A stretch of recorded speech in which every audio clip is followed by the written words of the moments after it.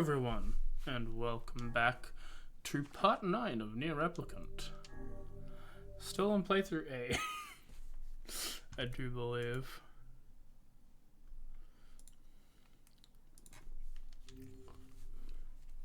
It's been a bit. I was sick, and yeah, that's about it. I was sick, and now I'm back, ready to go.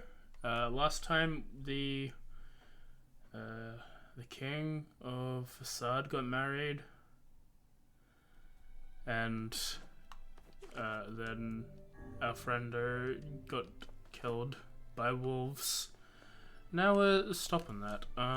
What? Do we have a quest?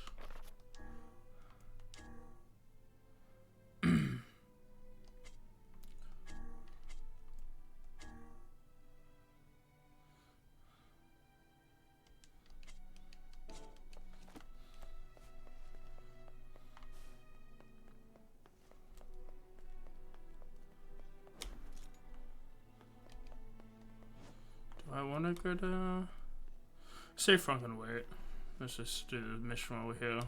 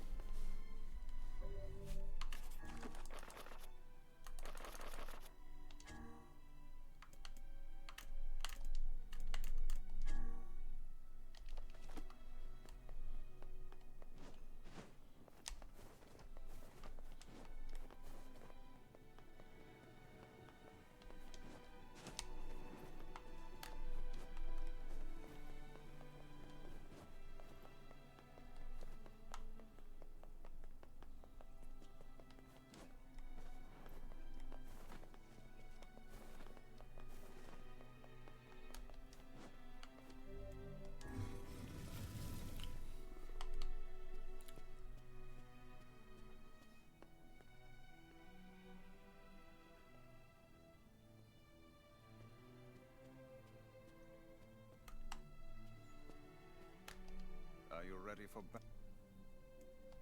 Yeah.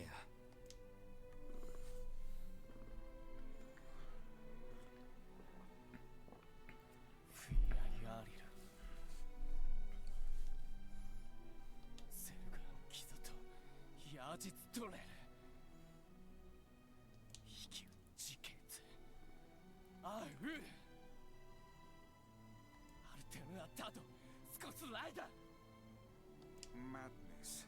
The wolves who attacked were only a fraction of the pack. How will you fight them all? Then count us in. We're not doing it for you, dumbass. It's for Fira. Kaine, you can't speak to a king like that. If this is indeed the plan, then the...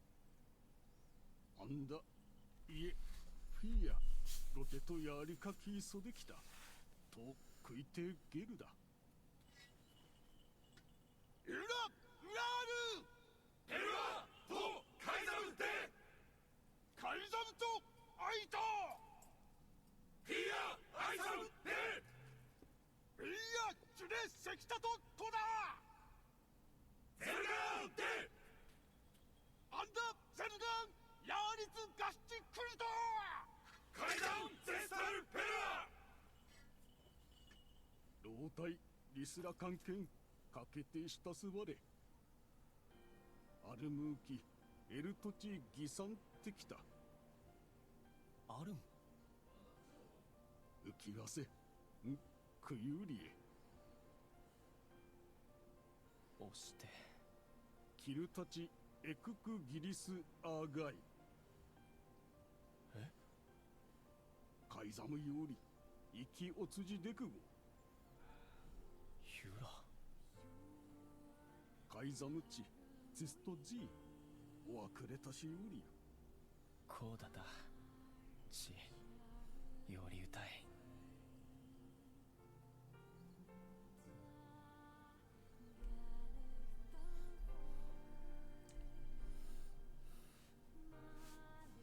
クリゼルガンタチトグだ。リー言ってくたい。Forget it. It's for Fira. Let's move. I love this song.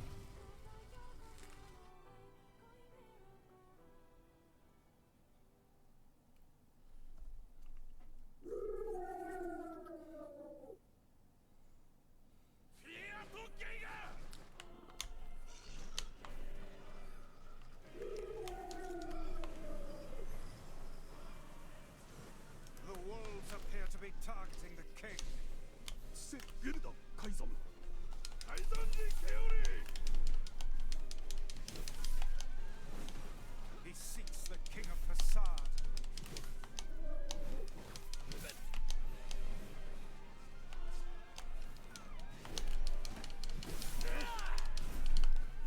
Such dogged, unwavering defiance.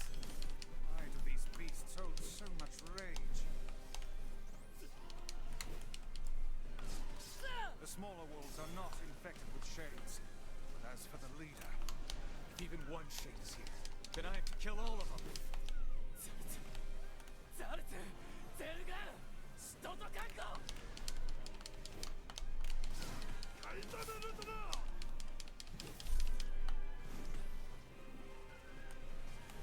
above you, stay on your guard. The king is in danger. I'll guard the king. That's what Fira would want. Indeed. You must worry about protecting more than yourself in this battle.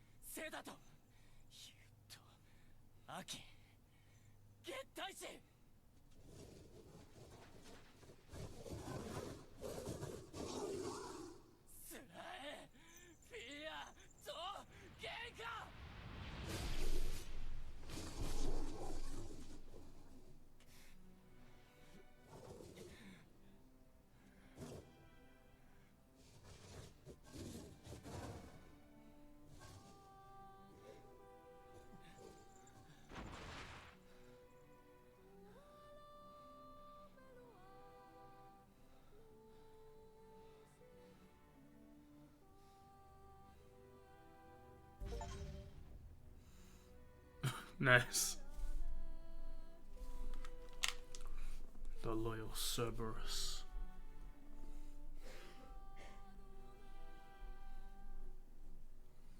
The achievement was for beating that boss in less than 3 minutes.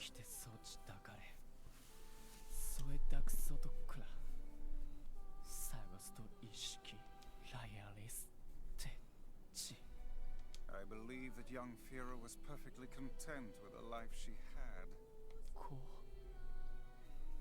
Of course. Does this not sound like what she would say to you? She was terribly proud of her king, and now you must do all you can to honor her memory.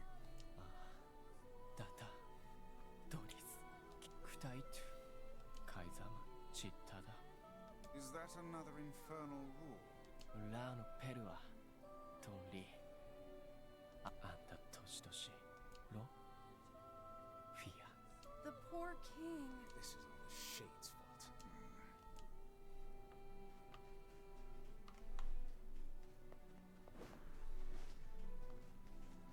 This is the last of them. Now we can find the Shadow Lord. And Yona. We certainly can. Hold on, Yona. We're nearly there.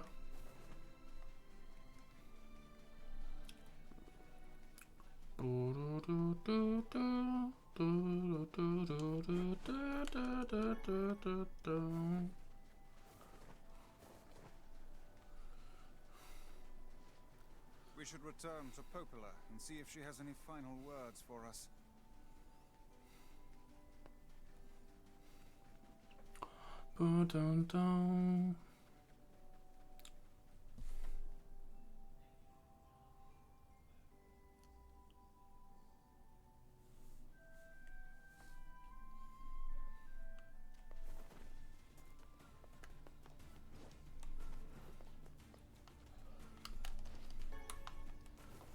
Quickly make our way to Seaport, hand the mission in, and then pray that these last two missions don't have weapons attached to them.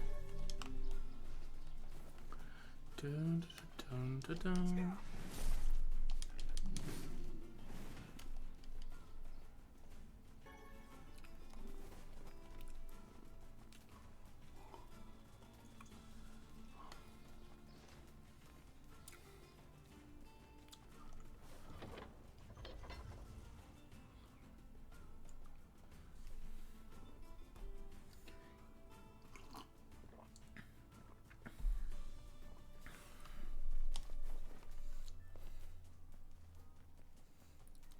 I marvel at how relatively simple a task this retrieval process proved to be.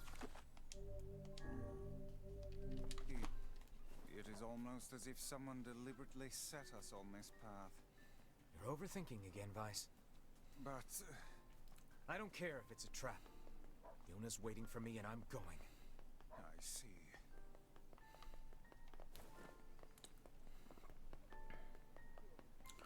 Bum, bum. Oh there.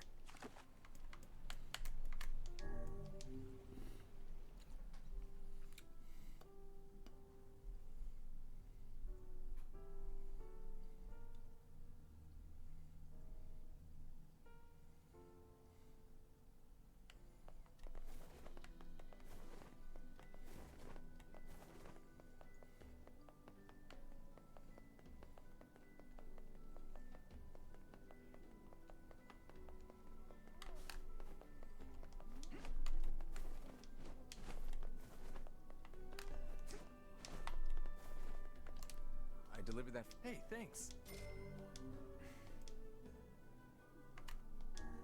Listen, this isn't gonna. What? I am sorry.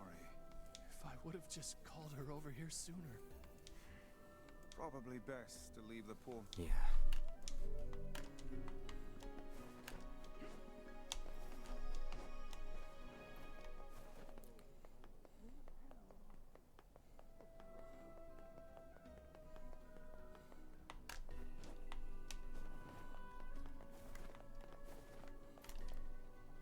Oh there.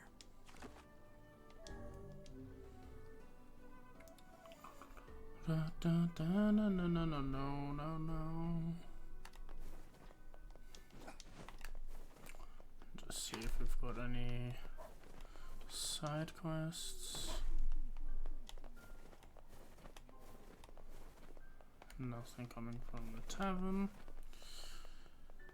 We've just got the 3 on me.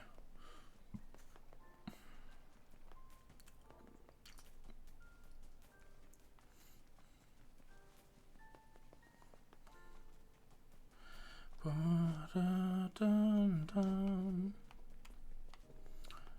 Bum, ba-dum-dum-dum.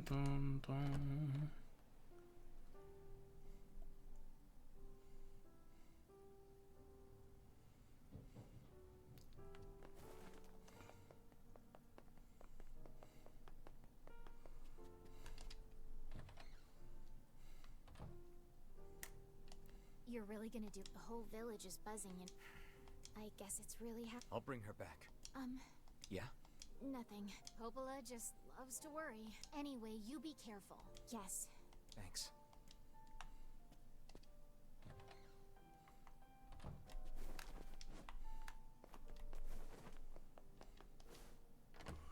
We have to go to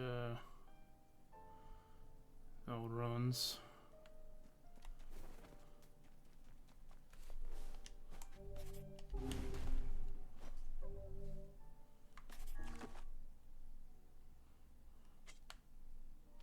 Yeah, the lost shrine. Bum bum dum dum dum.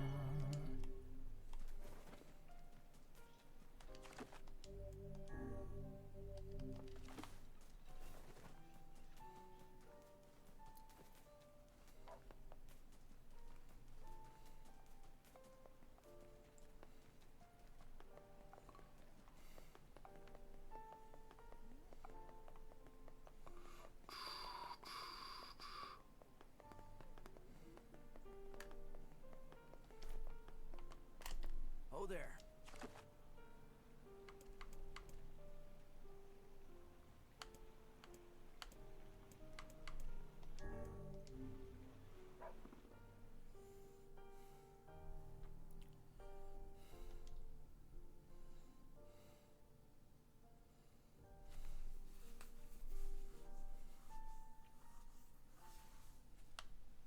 Are we ready? Let's all make it back. It's a plan. That's death flag a bit.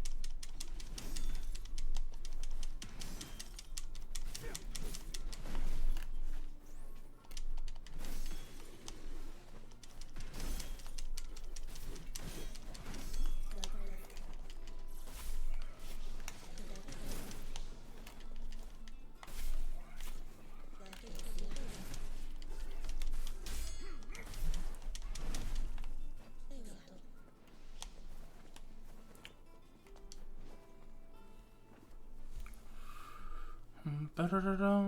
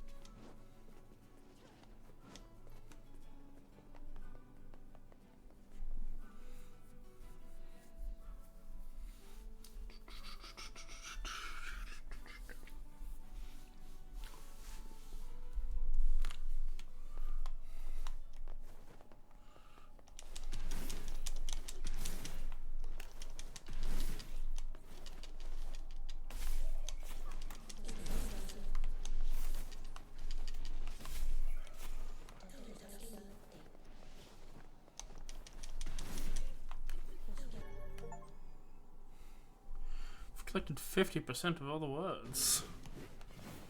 Oh, god damn.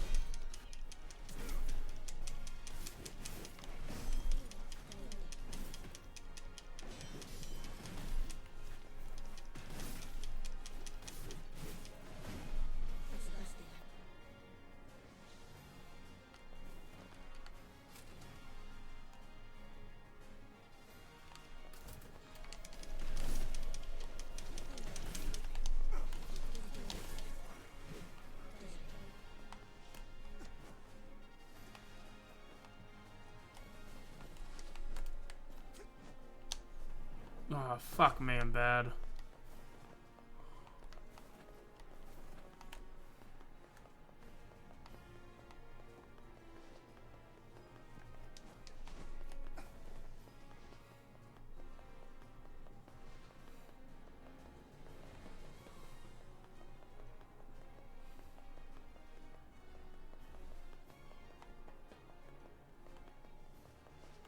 Is upkeep enough for for that ladder to even be there, but they didn't want to upkeep it to make it easier.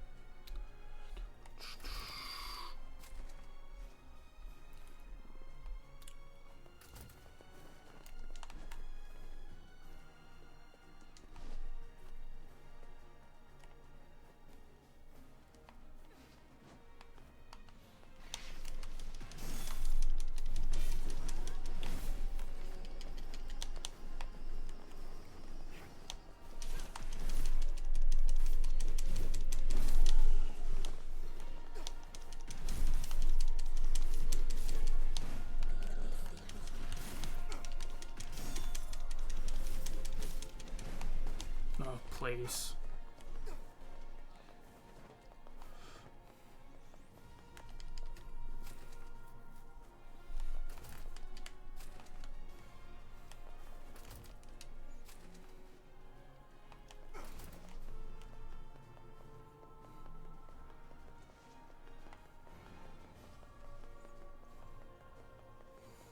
precision gaming right here.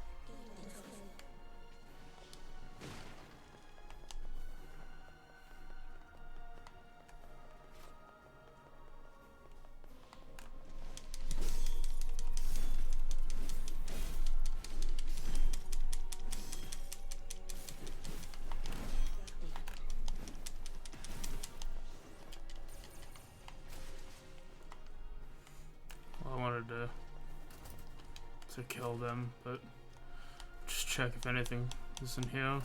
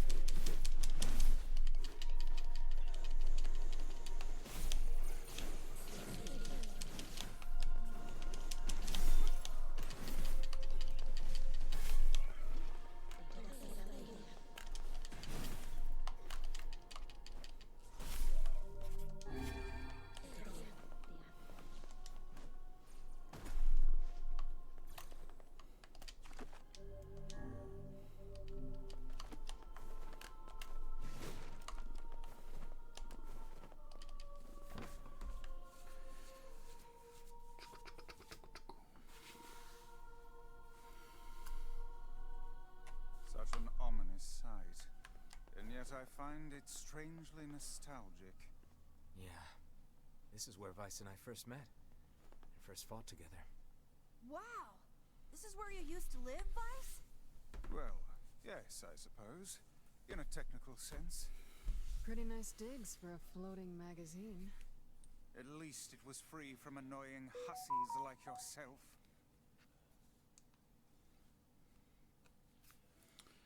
So I'm just checking something. Cool. Yep. And now the path is open. This is the end game. There's 2 quests that they can do. They can be done on another playthrough.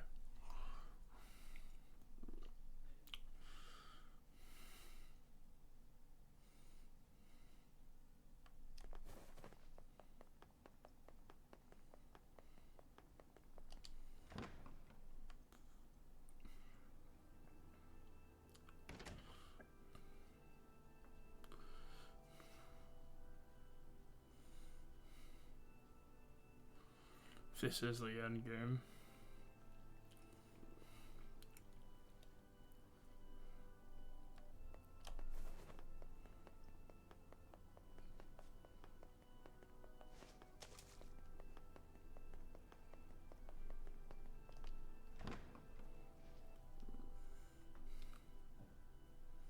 Interesting. Same 2 birds.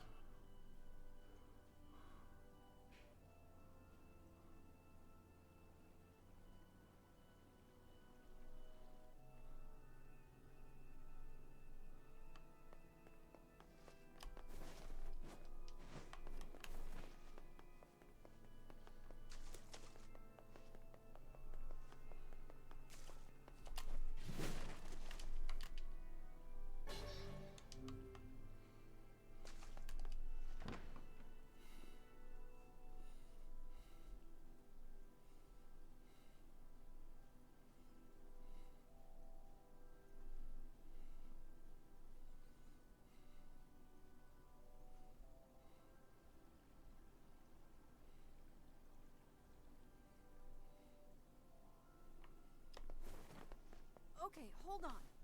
Is it just me, or are we looping around the same path over and over? What do you mean? I think he means we're stuck. There must be an escape route somewhere.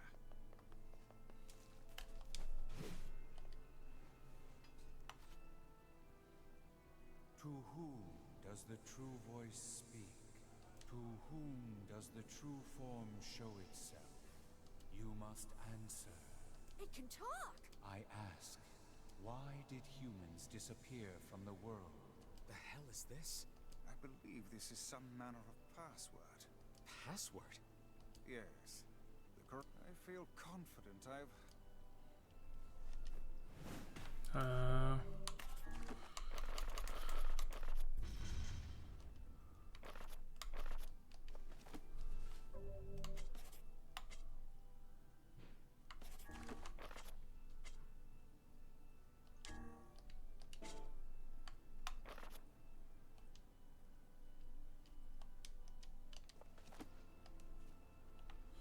The frames. Oh no. To whom I ask, why did you must... I answer.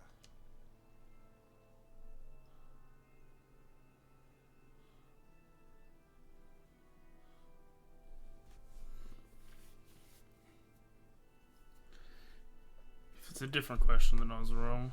I think I was right.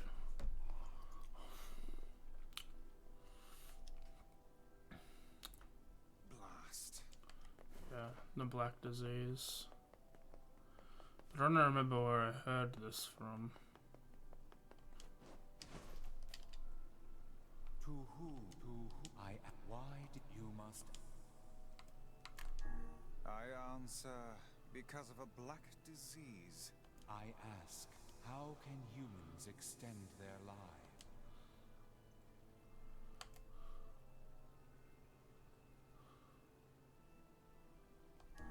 I answer. No, just by separating, yeah.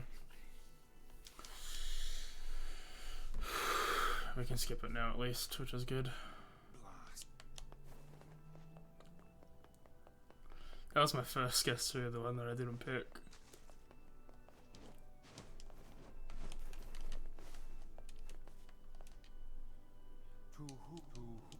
Why did you how? I answer by separating body from soul. I ask. I answer.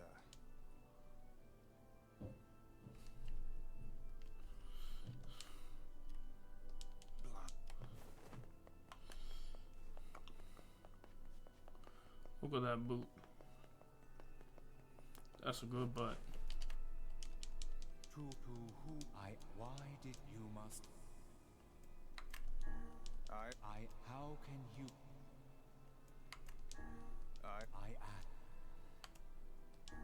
I answer. Very you are you may Well then, it seems the way is open. But where's that information hidden?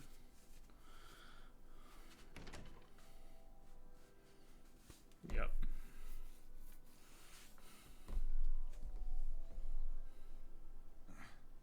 It's the twins from your village. Popola, Devila, what are you doing here? Hey, any chance you'll just go back to the village? This is a very dangerous place. Even if you can find Yona here, you probably can't get her out. How did you get here? Shh. We're asking the questions right now. We're here to rescue Yona. No dice, huh? No, I suppose not.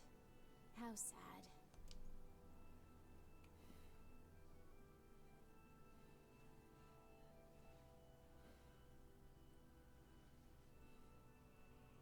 We didn't want to fight you. We really didn't want to.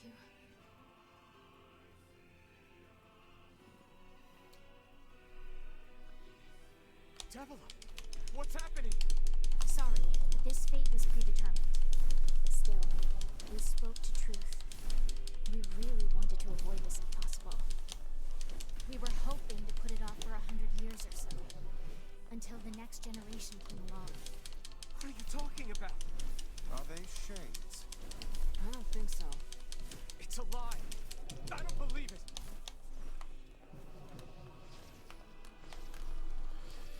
Yeah, cause We never thought you'd grow to be this powerful. This is madness. Why do you block our path? You have no cause to speak so with us, Grimoire Vice. You are a traitor. because the twins and Replicant are based off the ones that caused the Gestalt thing, which is this, I assume.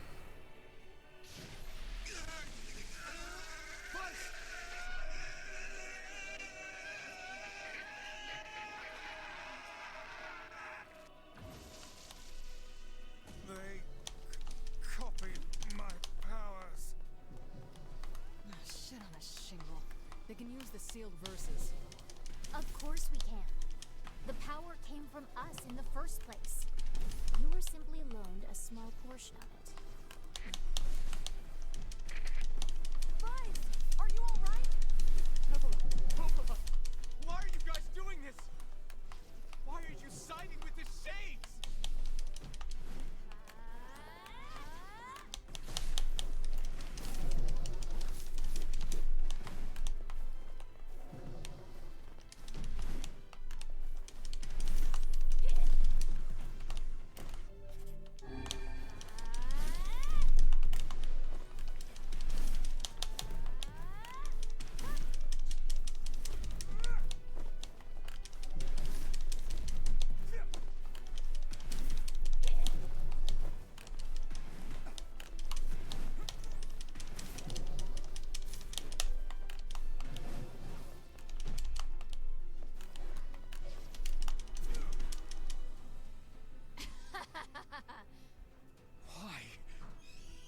answer to every riddle lies within the heart of the Shadow Lord.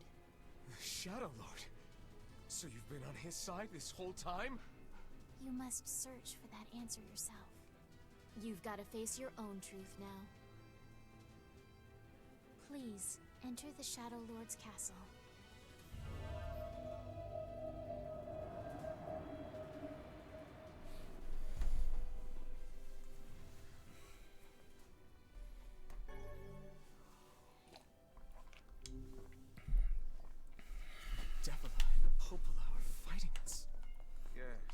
Seem to be putting us through a great deal of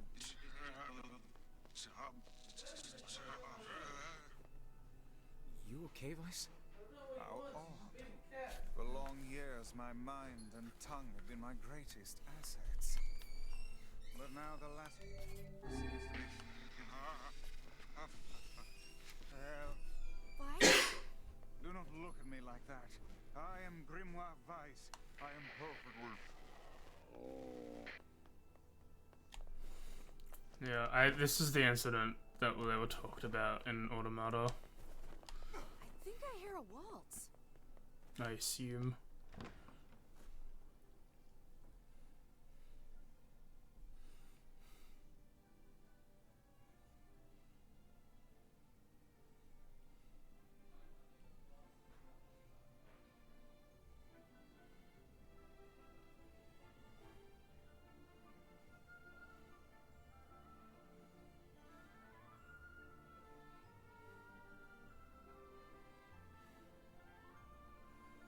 It certainly is a grand affair. Bunch of dancing bastards. They're all shades!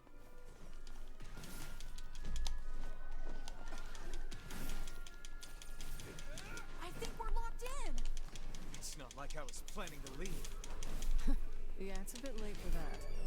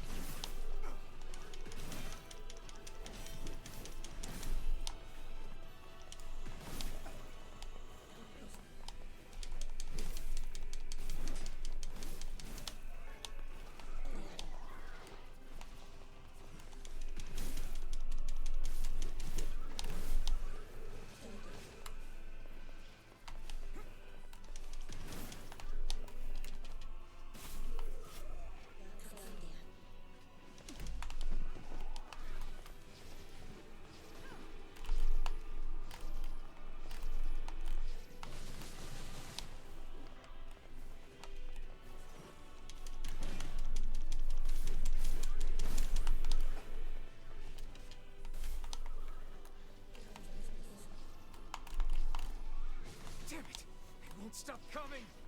I'll open the next door. Cover me. Oh, how I do love a good dance.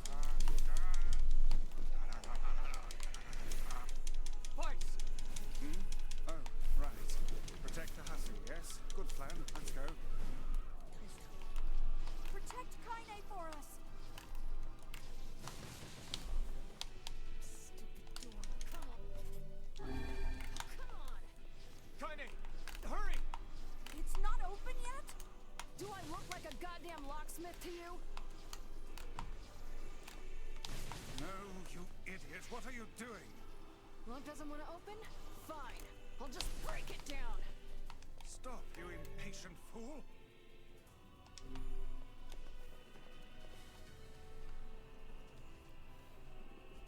Goddamn no good bullshit bastard!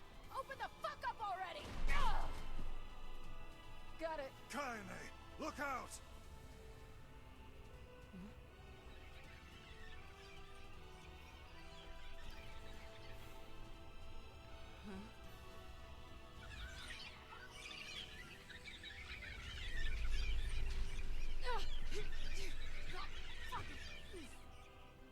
Are they laughing? These things are freaking me out.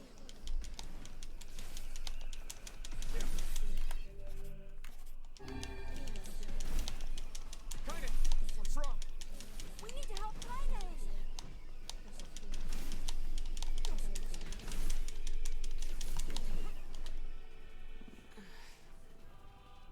You okay? Yeah, but we got problems.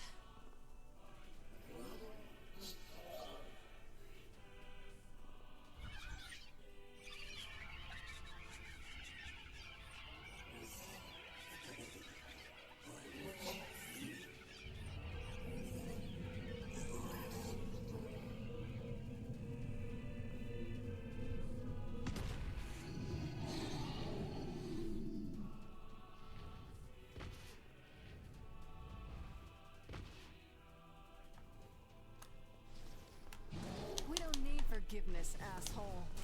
Kaine?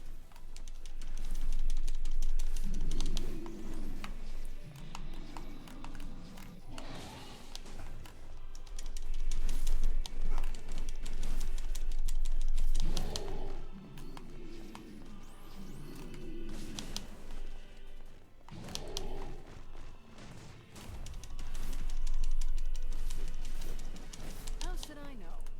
Kaine, are you alright? I'm fine. Let's just kill some shit and move on, alright?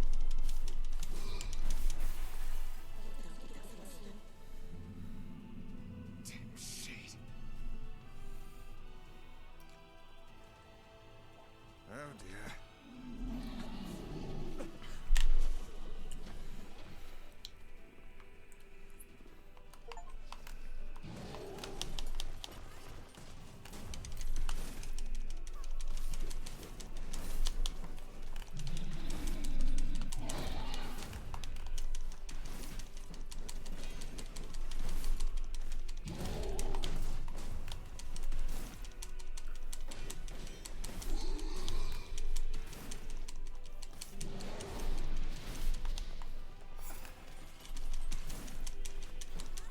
You gonna hurt this thing?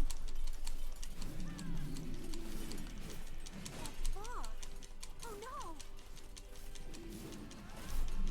I can't stop now. Damn it. Stay focused, Kaine. Don't fall victim to such distractions. Come on! We have to keep going! Let's go.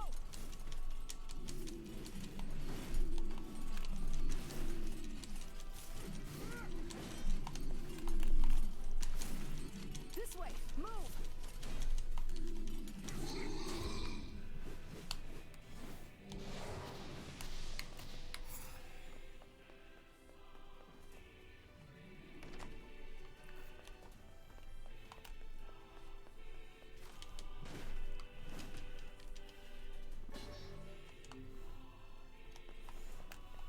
Up here!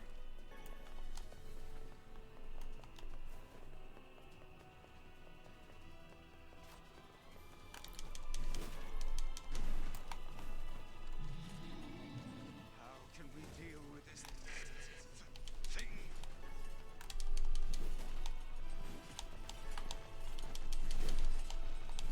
Please, hurry!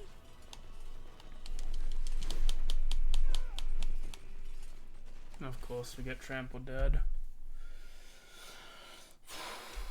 Where is the save? Where have they put us? Okay.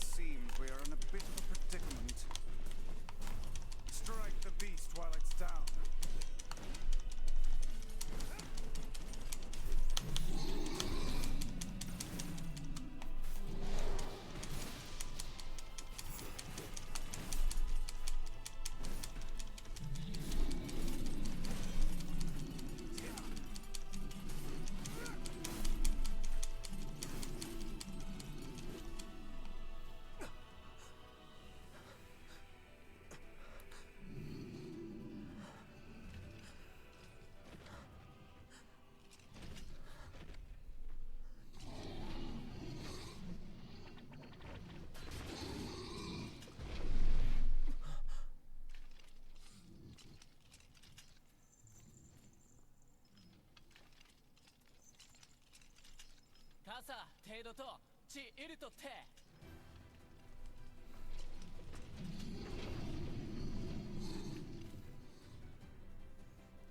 手づち汗ようり切った時とだあらペルアと試練地無責音いらこくかつて What are you doing here? サーフィンシーだと改ざん特技論だろ You are correct. だ荒くて賛成たふわりとてトラス感化失調で But あらペルアと温暖で蹴りごいたりアマテリアとさちちさたかメルタカイザムチ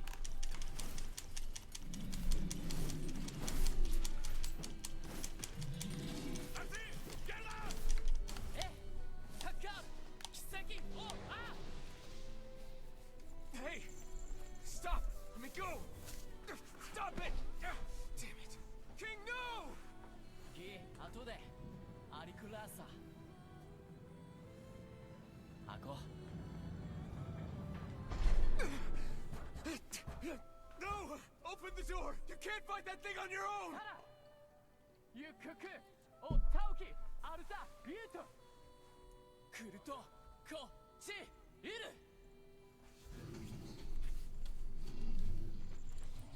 かて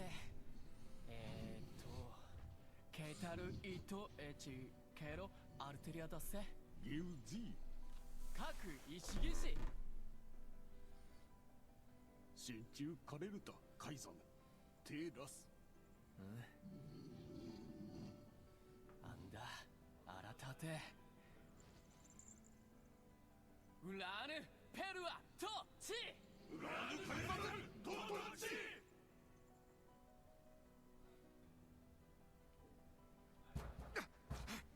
Open the damn door!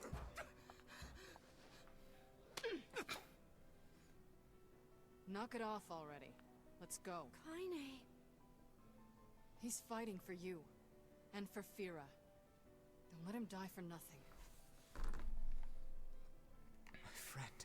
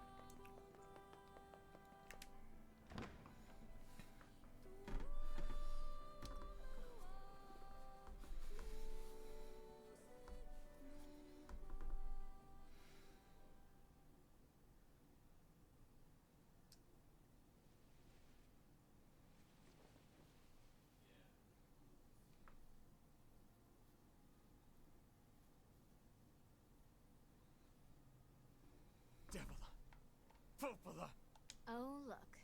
You made it. We've been waiting for so long. Why are you doing this? It began 1,300 years ago. Humanity, finding itself on the brink of extinction, undertook a last-ditch rescue plan called Project Gestalt. Do you still not remember, Grimoire Weiss? Then let's give you a refresher.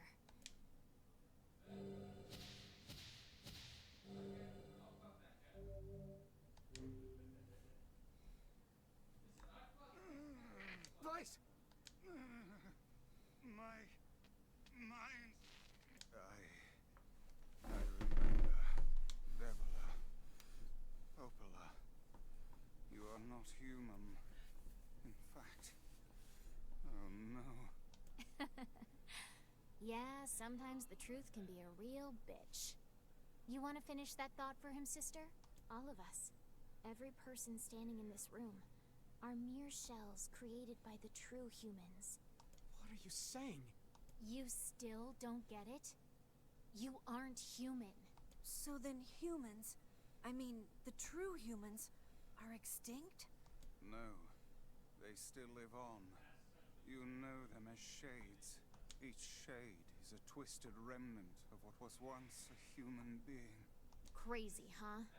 Now let's skip the part where you stand there with your mouth. Wait. Sorry, but we're gonna be needing that shell of yours. Please don't be angry with us. We are only doing our duty. Our endless existences have a single purpose: to control the lives of others. You have your own motives, your own desires. And we have ours. I fear it really is just that simple. Don't speak such foolishness. Sorry.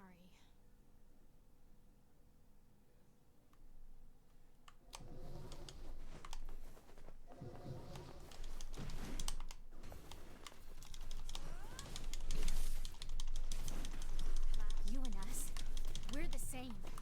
Tools in the hands of a master. No. I'm nothing like you.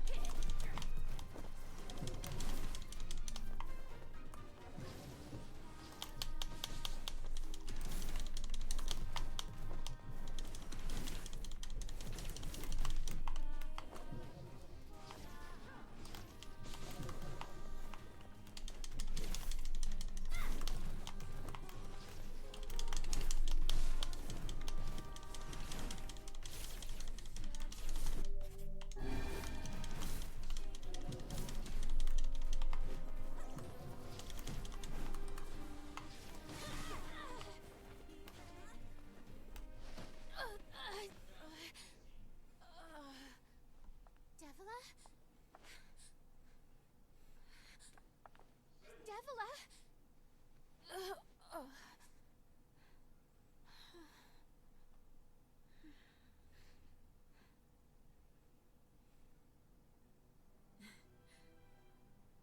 Popola, are you crying? No! Don't die! You know, Popola, I understand now why we're twins. It's because we were born without souls. Devila, I can't stop the bleeding. Oh God, I can't stop it. This world is too lonely for one without a soul. There's too much emptiness.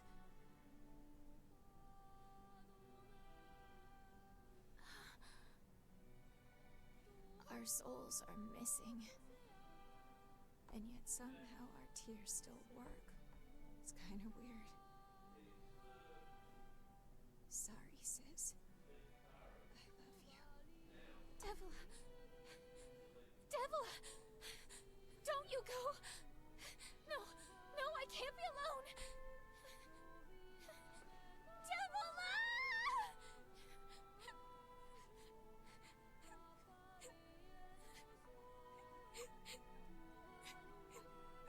Popola. Let's stop this now. Stop? Stop? Now you want to stop? You think you have the luxury to stop? You cut down my sister like a goddamn animal and now you want to stop? Popola, wait! It doesn't have to— No one stops! It's way too late to stop! No one stops! Please, don't do this, Popola! You and Devila were like parents to me! Those two have watched the world wither for time immemorial. The cruelness of such a fate is difficult to imagine. I don't want to do this! I don't want to fight her! Stop bitching and start fighting! It's the only way!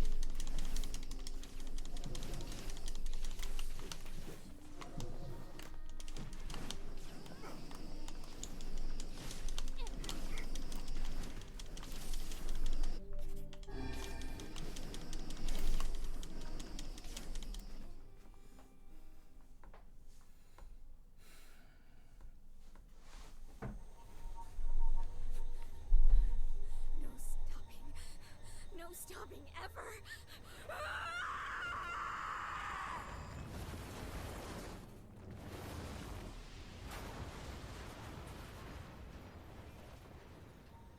The bridge! Blast! We're trapped. I've got an idea.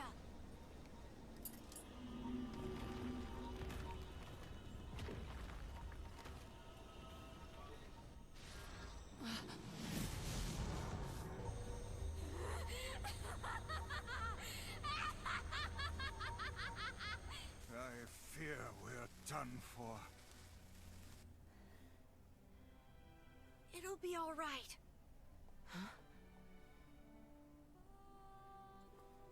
You know, when I was young, I hated my eyes. And now that I'm older, I hate what my body has become. But there's something else there now. Something like pride, you know? I mean, without all this, I couldn't have become your friend. Goodbye, my friends. Thank you for everything. Emil! For so long, all I could do was destroy. But now, I have a chance to save something. No! Now get going, okay? Emil. Don't worry about me. I'm gonna be fine.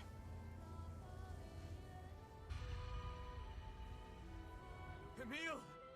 Emil! Emil! You jackass, get back here! Emil!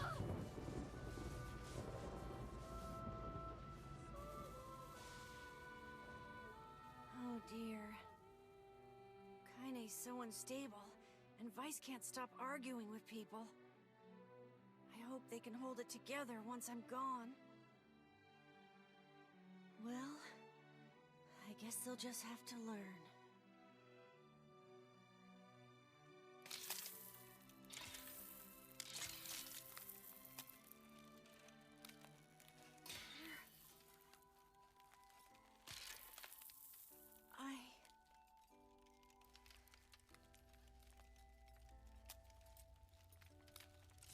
I want to see you again. I want to see all of you again. Just one more time.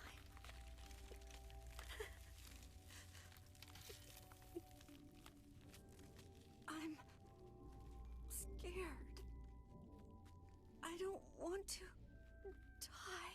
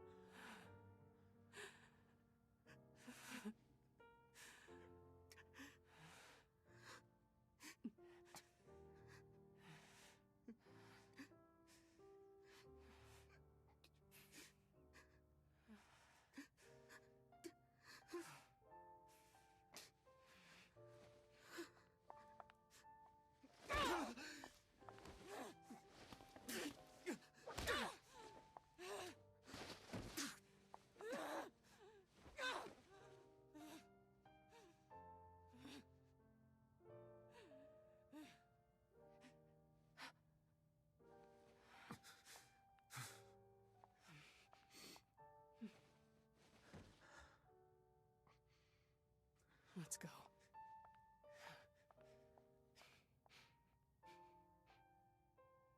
Yeah.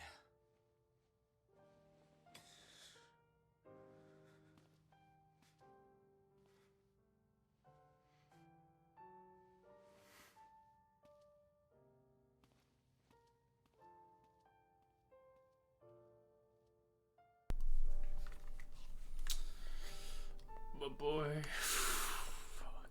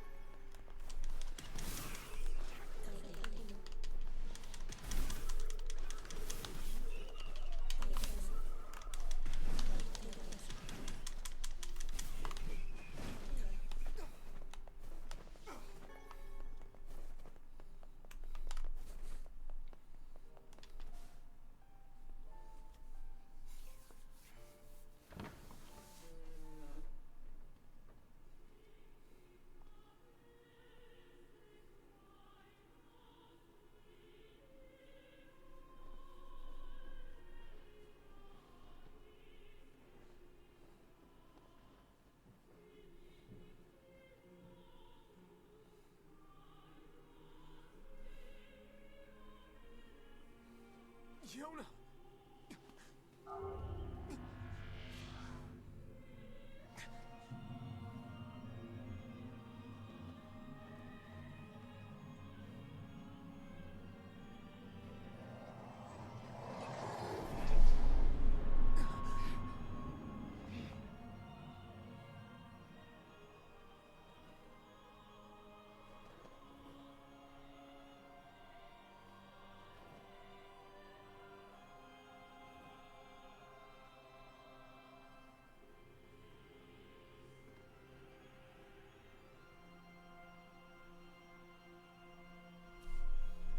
This ends here.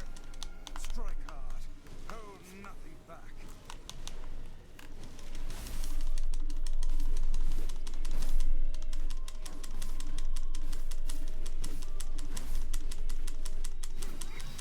How can a mere tool hope to stand against the Shadow Lord?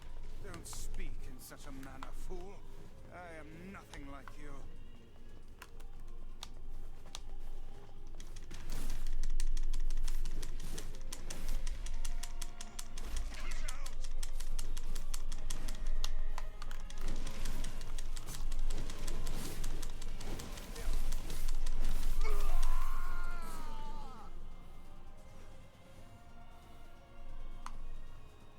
Be careful!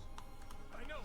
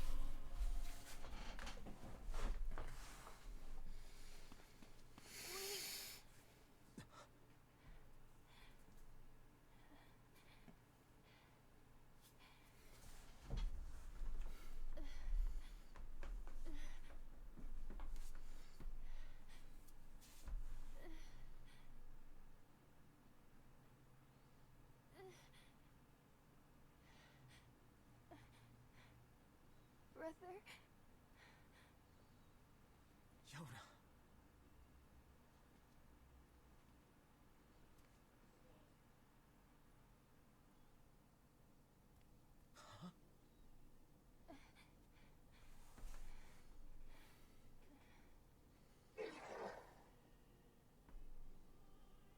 Please, just stop. I don't want to do this anymore. I don't need someone else's body. I don't want it.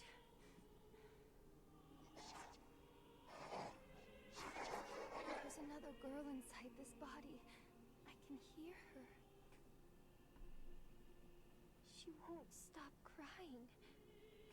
She says she wants to see her brother. Yona's been possessed? This girl loves her brother too, just as much as I do. It's not right, you know? It's not right that she can't see him.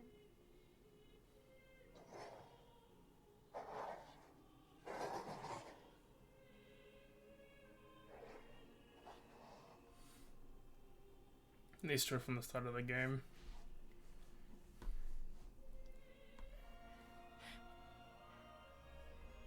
It's you, isn't it?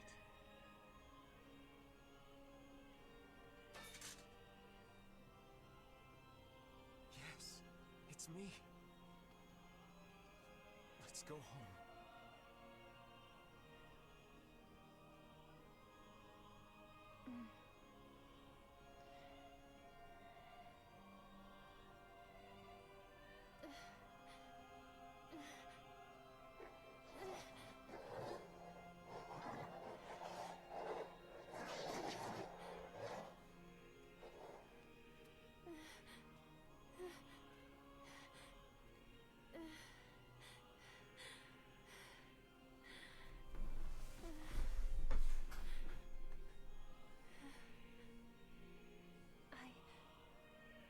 I'm really sorry. I don't know what to... I'm so very sorry. No matter what. Just know that... I love you.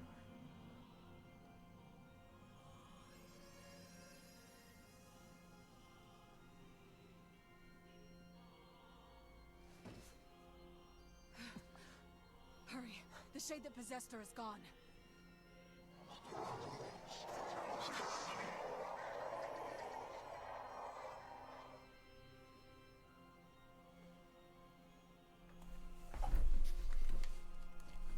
Kaine, watch over Yona for me. You want me to understand your sadness? You think I'm gonna sympathize with you? I swore to protect my sister and my friends. If someone puts them in danger, they must stand aside or be cut down. Now come on! Let's finish this!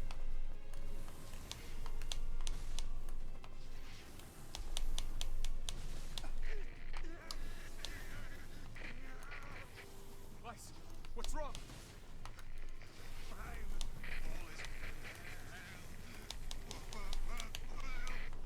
You're freaking me out here, Vice. What are you doing? Come so... Do it!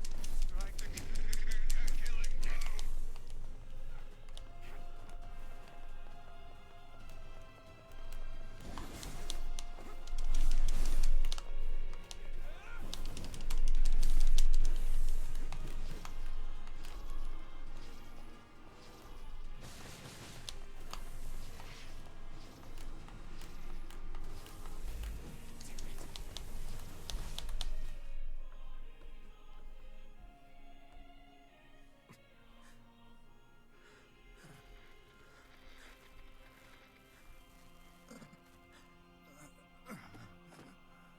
No bother.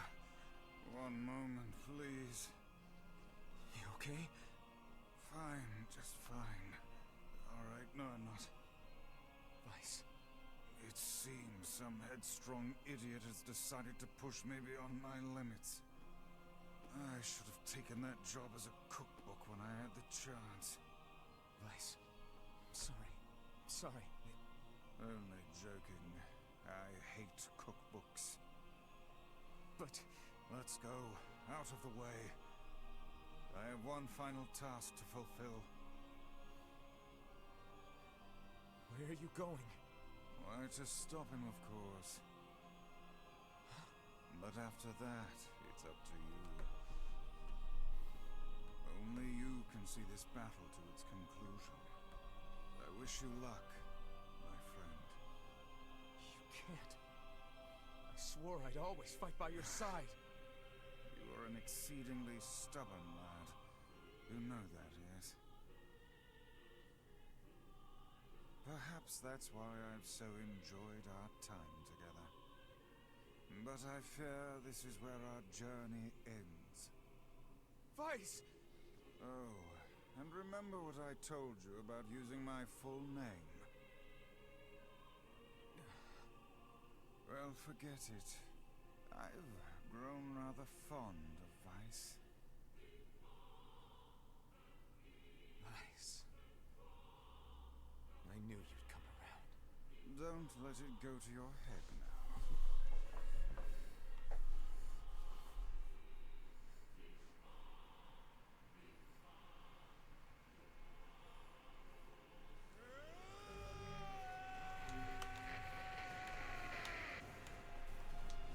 I have something to defend. I have a reason to live.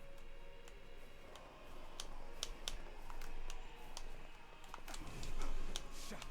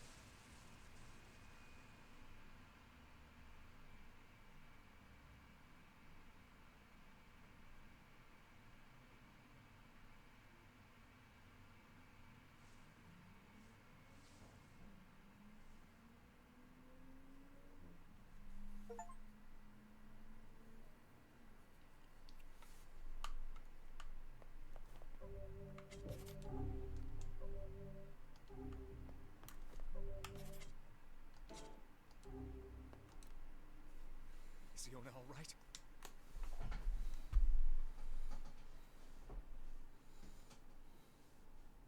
Oh, God. Oh, please.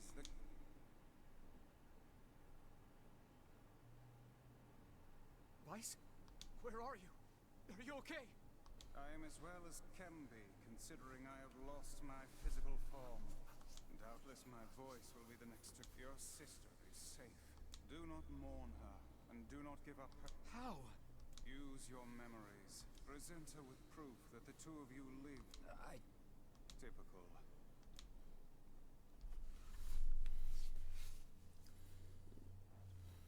What's my favorite food? Cookies. What's my favorite book? That's my magic storybook. What's my favorite place? Home with you. What's my favorite flower? The lunar tear. Okay, who do I love?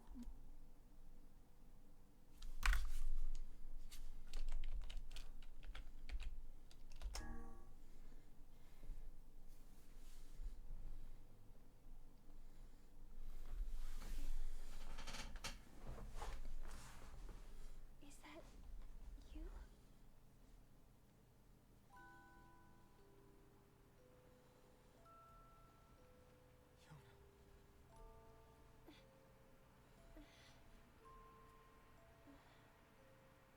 Is this my body? Yes, Fiona. It's yours and yours alone.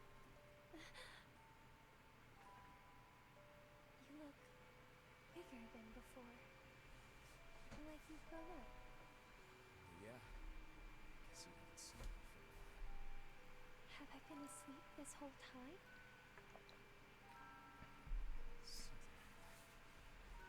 It's almost like I'm a princess from some fairy tale. I'm so happy to have you back.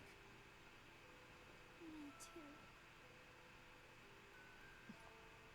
Kaine. You and your sister. Have a good life, okay? Where are you gonna go? Guess I'll... You could stay with us, you know. Thanks, but I'll pass. You know how it is. I got my own shit to take care of. What do you mean? Personal shit, right? Anyway, take it easy, yeah? Kaine. Hey, look. It's beautiful.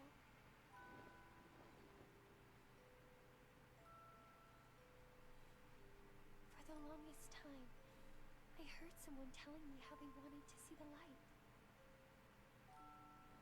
And now, they can finally see it.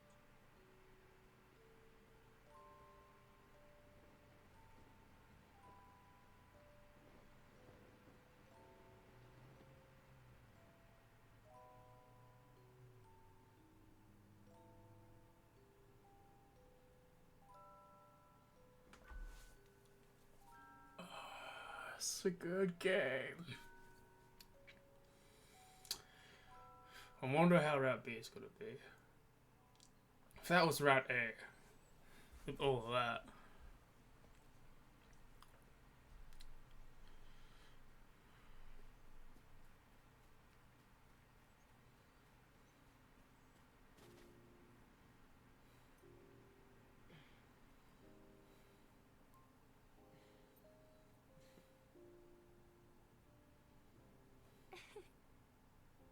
Thank you.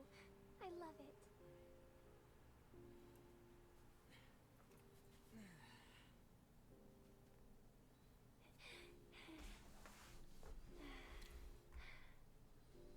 It's so sunny today.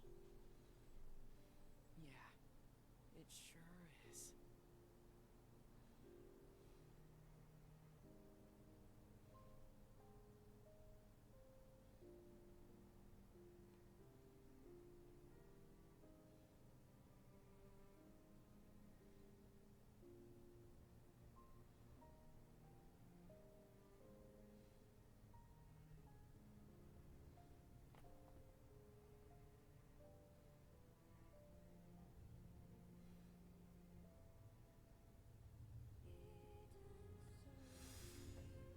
It's a good route. It's a good game.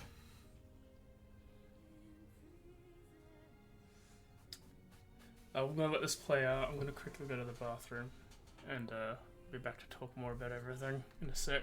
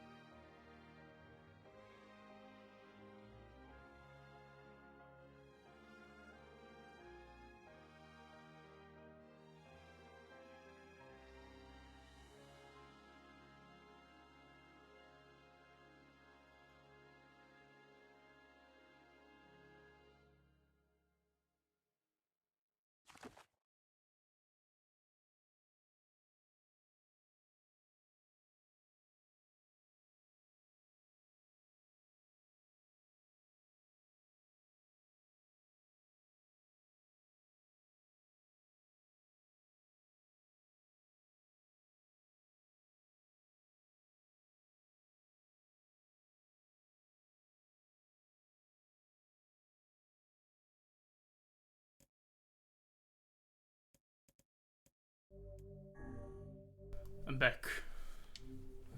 So, that was great. I really liked that. I didn't think everyone was going to be pretty much sacrificed. But yeah, I was a little spoiled on the purple on Devil fight. Because I looked it up in the wiki when I was doing Automata stuff. But, I mean, even though I knew it was happening, it was still, like, interesting and surprising.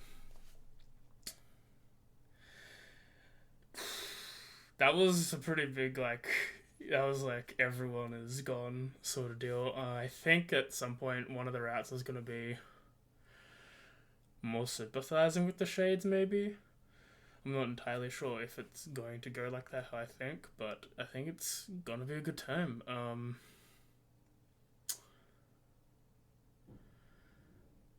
Let's keep going. Let's go.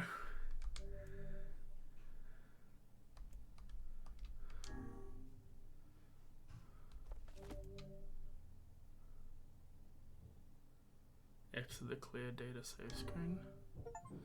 Load your clear data after completing the end game. Oh, space kindness story, okay.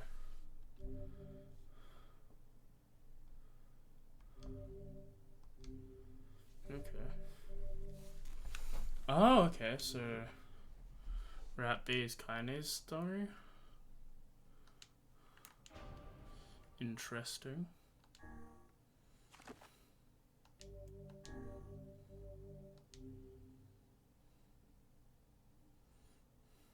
I'm happy that Yona and NieR got a good ending. Or at least, that they're together. Whenever I interacted with Kaine, I was reminded about something from my past. Maybe my mind has been confusing her with my sister this whole time. Anyway...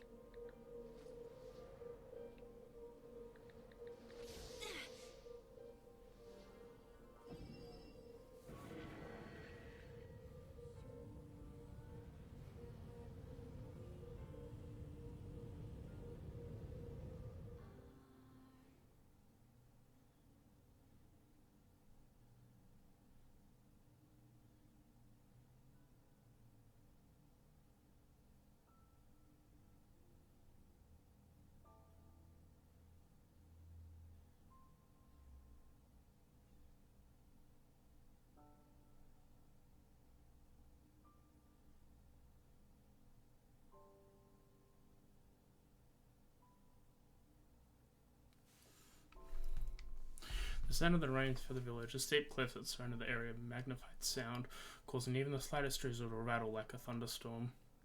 Thin wisps of smoke stemmed out of the huts of the village as the villagers huddled in their homes and waited out the rain.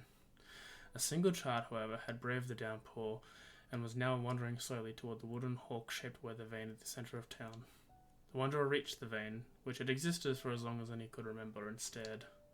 The child's face was simultaneously delicate and fierce, like a teacup that survived a shipwreck. Those traits combined with the pale white skin to give face an almost sexless quality. If the beak turns east, I must go home. If it stays west, then I... The child blinked. Rain slowly dripped down the young one's short hair and began its long descent to the ground. Come on, come on.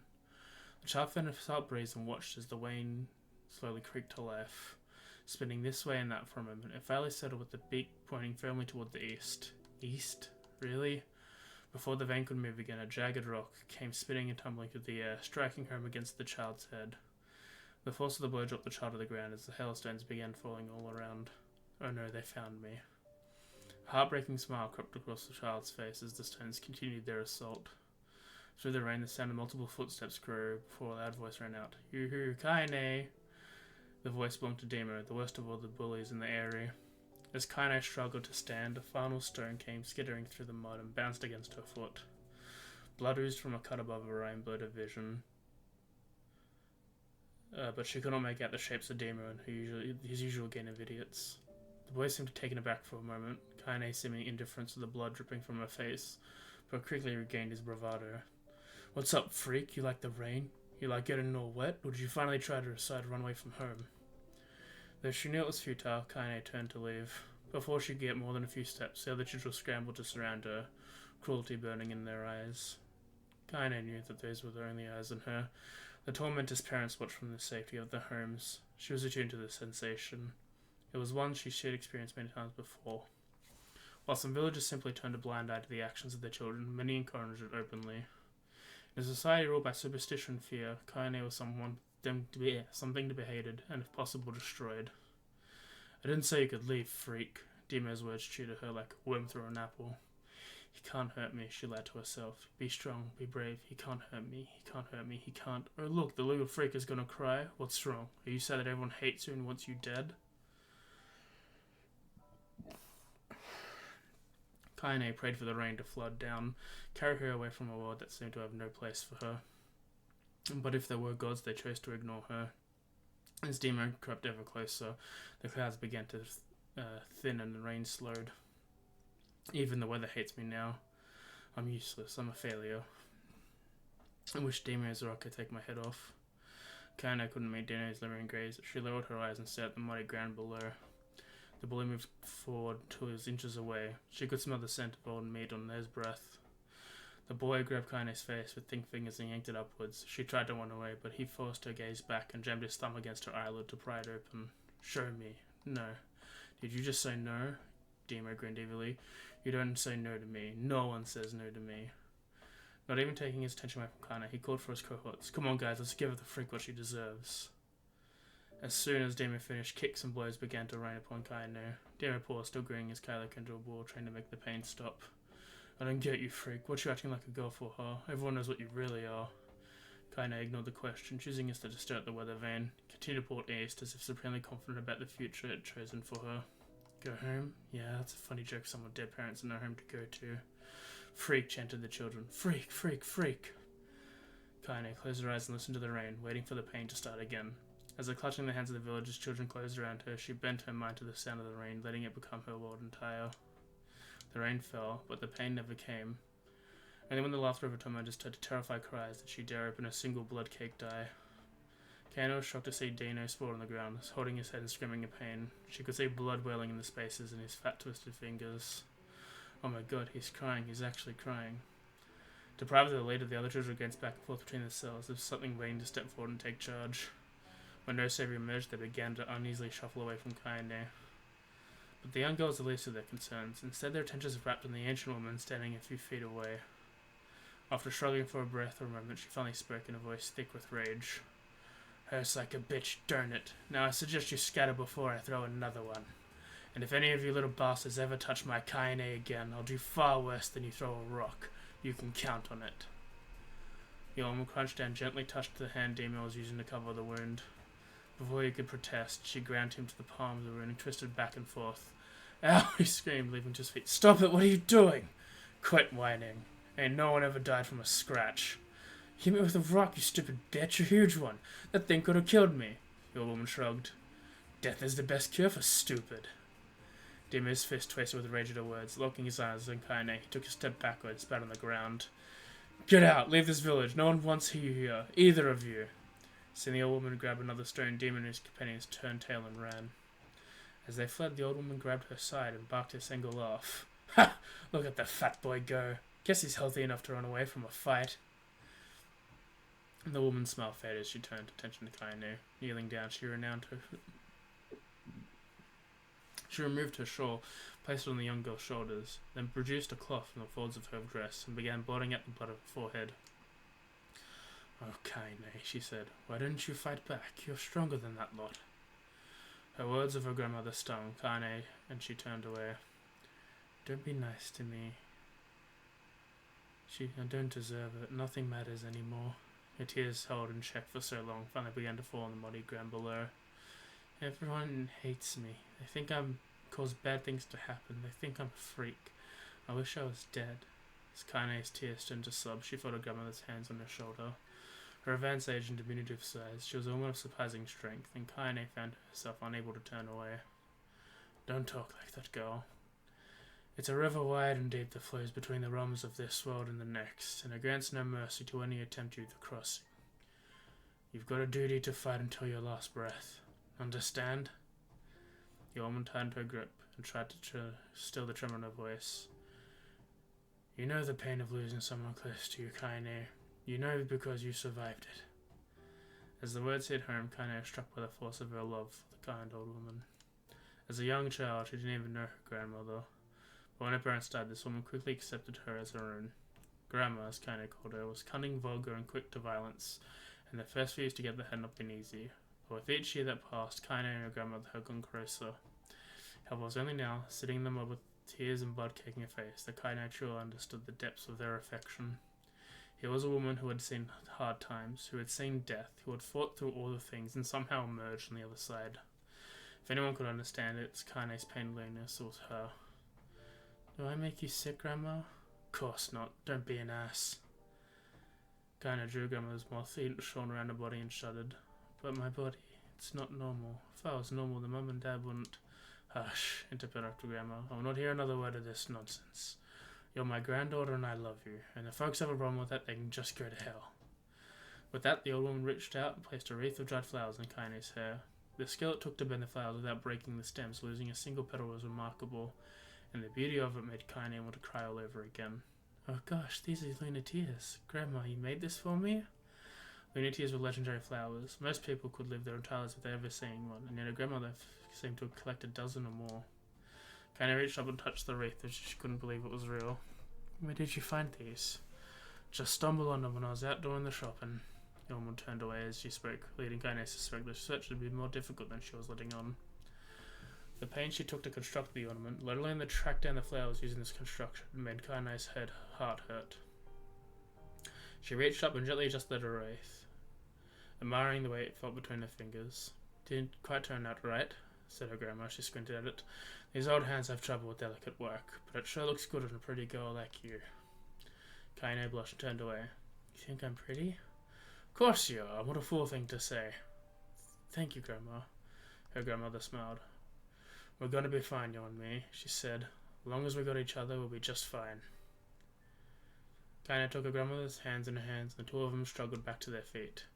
As they began the long walk home, Kaine gripped the hand with all her might, as if trying to stop the smoke from drifting away on the wind.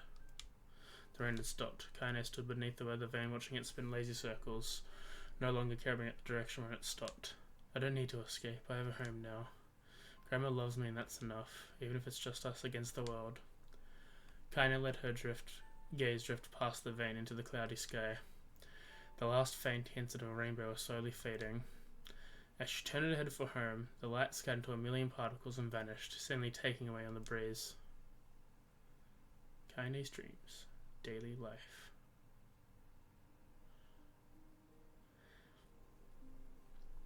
In the distance, Kaine heard the steady sounds of an axe striking wood. The noise had purposely qualified as if she was hearing a master woodsman go about his work.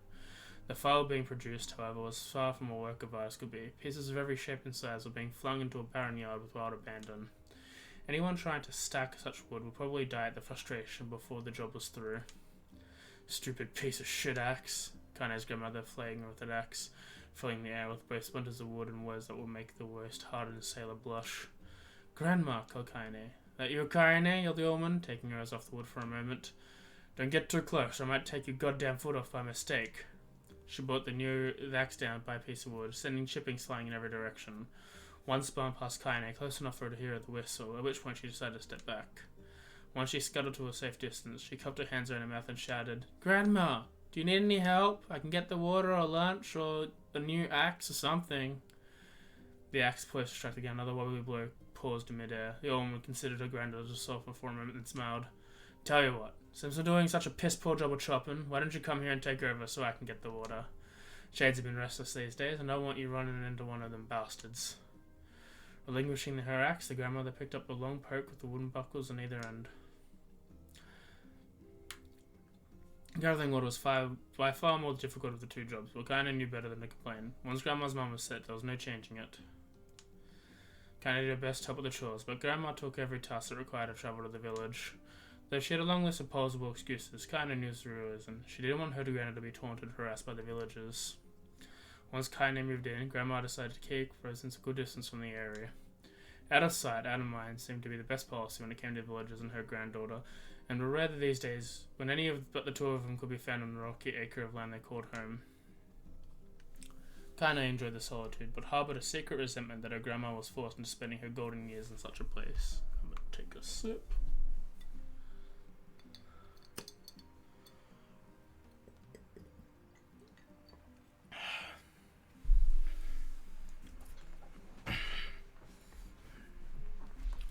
After watching her grandmother leave, Kaine turned her attention to the task at hand. She had never chopped wood before in her life, and soon discovered why the old woman hated the chore. Swing after swing, the axe produced only a tiny crack in the wood, and only when she managed to connect with a solid stroke, the tool embedded itself in the log and refused to budge. Frustrated, Kaine swung the axe around her head and threw it at a log across the yard. Damn it, oh crap. Suddenly she understood the joy grandma found a good curse. Happy now, she picked up the force and forced it from the wood and resumed chopping. She had natural skill with a blade, but the task was challenging, and blisters began to form on her small pink hands. This is tough, and my logs are all weird sizes. Spitting in her palms, ignoring the pain, Kaine redoubled her efforts. Just as she was developing a rhythm, Grandma returned from the village. Setting down her buckets with a small sigh, took one look at the logs and coughed a wheezy laugh. Pretty clumsy girl, you better practice if you... Her grandmother suddenly collapsed to her knees, causing one of the buckets to wobble precariously. Eyes wide, Kaine dropped the axe and ran to her grandmother's side. Grandma! The old woman shook her head, pointing at a trembling figure at the bucket. Get the bucket. Can't let it spill. Kaine steadied the bucket with one foot as not by grandmother. A small bit of water sloshed over the side and made her a new home in the hem of her dress, but Kaine didn't notice. Grandma, what's happening? Crazed with panic, she grabbed her grandmother by the shoulders and they shook. After a moment, the woman lifted her arms and batted Kaine away. Stop that, just stop, she cried, breathing heavily. It ain't like I'm dying, just tired from the trip is all. Kaine desperately wanting to believe her, but one look at the old woman's shaking hands and one face told her more words than ever could. Her grandma had lived a long, hard life, and it seemed the bill was finally coming due. The time where her grandmother watched over Kaine was ending, sooner than either of them had feared. The positions would be reversed. The next morning, Kaine came to the side of her grandmother's bed and took her wrinkled hand. Grandma, you're sick, and you need medicine. I'm going to the village. The woman shook her head, but Kaine gently pushed her down. It's alright, she said, I'll be fine. Her grandma fixed with a gaze that she would met steel. After what seemed like eternity, she finally lowered her eyes and sighed. Well, I don't like it, goddammit, but I guess I should quit being so stubborn and let you grow up. The old woman watched as Kaine strapped on her boots and made her way down the road to the village. Hours later, as an unseen sun made its way across the dark and rainy sky, she was still watching. Kaine moved at a brisk pace, checking her pockets every few minutes to make sure the money her grandmother gave her was still there. Every night, Kozodo spit on her heels, making sure she wasn't stalked by a shade, or worse, Demo and his gang. But she encountered neither tormentors nor shades, and Kaine family found us at the entrance of the village. The few adults she could see glanced sideways at her, then muttered to each other behind raised hands before slinking back into the shadows. Her heart racing, Kaine took a series of rapid, shallow breaths and tried to calm herself. I have to prove myself. I have to help Grandma. I have to be strong. She chanted those words over herself as she made her way. Finally, her eyes set on a rotund older woman who was angrily waving her arms in place, telling everyone who would listen exactly what she thought of Kaine's presence. Hey lady, Kaine said with a broad version of where's the apothecary? The old woman's flabby cheek shook in bewildered anger. How dare this thing speak to me, she seemed to say. But Kaine saw her eyes had a different emotion, fear. Yeah, we're both scared, lady. Trust me on this one. Which way? Kaine repeated, and pointed a small building to her right before hitching up her dress and stumbling off to the other direction. Kaine cringed, expecting a stone to come flying from the assembled crowd, but none came. Her mind was filled with a strange sense of pride as she made her way to the apothecary. But the new emotion had little time to root, for just as she was there, she noticed a familiar customer at the counter. It was Demo. He was claimed to be here serving some sort of family errand, because of his gang of followers nowhere to be found. Oh my, he sputtered, I mean, what are you doing here, freak? As it was delivered without force, Kaine happily ignored it, stretching her tiptoes to see over the counter. She asked the shopkeeper for the medication. Ha, bucked Dino, that old bitch finally killed over? Go to hell, Demo. The boy's eyes grew so what they filmed said, but before she could let fly any comeback, or worse, a punch, the apothecary told him to knock it off before he kicked them out of the store. Demo slunk out of the shop, cursing Kaine under his breath. Once he was gone, she allowed herself to breathe once more, taking a brief tour of the shop where the owner prepared her medication. Countless tiny bottles filled the cramped store, each with a label written in some indecipherable language. An ocean of aroma assaulted her noses, creating a scent that was exotic, but not altogether unpleasant. Seeing such a variety of supplies kinda gave a sense of peace. Surely in a world so vast, there would be a place that she could call home. On the far wall behind the counter rested a portrait of a stunning young girl. The picture had once contained bright, vibrant colours, but the time has worked cool magic, and they're beginning to fade. The beauty of the work, however, remained undiminished. You like that picture? Ken entered from the apothecary without a small vial of medicine in his hand. His eyes were gentle but sad. They seemed to have stared through her and nothing as he spoke. That's my daughter. I sketched her when she was a little girl. She's been dead for a long time now. Kaine didn't know how to respond. She just stared at the portrait and tried to come up with the right words. Pictures are wonderful things, continued the shopkeeper. They let the ones closest to you live on forever. He shook his head slightly, then looked down at Kylie and smiled, handing in the medication. He reached into the sizable green apron and produced a handful of wax crayons. You should have these. There's no one left I wish to draw. Kaine took an extensive step back, causing the shopkeeper's face to darken. Yes, I've heard the rumors about you, he said. It's a small village and word travels quickly. Between you and me, I'm not sure which of them to believe, but I also don't think they matter that much. I know your grandmother, Kylie, and I think the way she was driven out of this town is deplorable. Grandma's name is Kylie, thought Kaine suddenly. She was still mulling this new fact over in her mind as he reached down gently with the crayons from the apothecary's hands. Your grandmother's an old friend of mine, he said to Kaine, scooted away yet again, and I owe her much. I wager she would like it if you drew a picture of her. Yes, I think she would like that very much. Kaine murmured a quiet agreement, but inside her heart was bursting. Never before had a villager treated with anything but complete contempt. It was a tiny, almost imperceptible step, but it was a step nonetheless, and with enough tiny steps she might one day discover the rest of the world. When Kaine returned home, she found her grandmother asleep in her bed. Her feet were blackened and raw, even bleeding in tiny places, leading Kaine to think she had been pacing around the room until exhaustion finally caught up with her. She placed medicine by Grandma's pillow and turned to leave, but they all found the old woman's hand collapsed around her arm. Back already, are you? Asked her Grandma without a yawn. Come here, let me have a look at you. Grandma stood up and examined Kaine from head to toe. Farley sat aside that nothing tearful had fallen her grandchild. She leaned back and allowed herself to relax. Well, how was it? The bastards give you any trouble? It was kind of fun, said Kaine with a small smile. No, seriously, it was. Fun, eh? Asked her grandmother in a voice which implied to believe anything but. Uh-huh. So anytime you need me to run any errand, just let me know. As she spoke, Kaine removed the crayons from her backpack. After a brief explanation of the source, she informed her grandmother that she was going to sketch her a portrait. Portrait of me? Ridiculous. No one wants to stare at a wrinkled old crone. But Grandma, it'll make you live forever. Oh shit, said her grandmother, throwing the sheet from her head. Living forever would just piss me off. Now put away those crayons and help me with ditto. But Kaine relent, and in the end Grandma found herself leaning against the wall of the house, as if posing for a master artist. Kaine took up the crayons, laid her subject carefully, and set to work. Just as her grandma was about to nod off, Kaine finished the piece. After staring at it for a bit, she released it from her grip and slowly drifted to the floor. It's terrible. It doesn't look like you at all. I'm sorry, Grandma. I thought these crayons would, make drawing easy or something.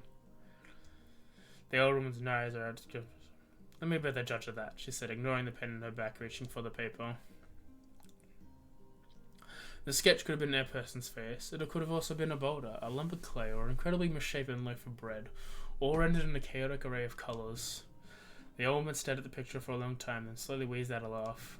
Oh, Kaine, she said between laughter, you truly are my brood. You're as clumsy as me, and I love it. But, hush, I won't hear any more bull about how ugly you think it is. It came from the heart, and I'll treasure it always. True to the words, the old woman gave the picture a place of honour above the kitchen table. In the days that followed, Kaine would often catch her staring at the portrait with a strange smile on her face, an action she interpreted as silent, mocking laughter. A week later, Kaine was stand no more, and asked her to put the ark down. Posh, said the old woman. I'll take it down when they roll me in my shroud. She pondered this for a bit and turned to Kaine and dropped to one knee. Listen to me, girl. Sorry. Seeing this picture makes me happy in a way I've never felt before.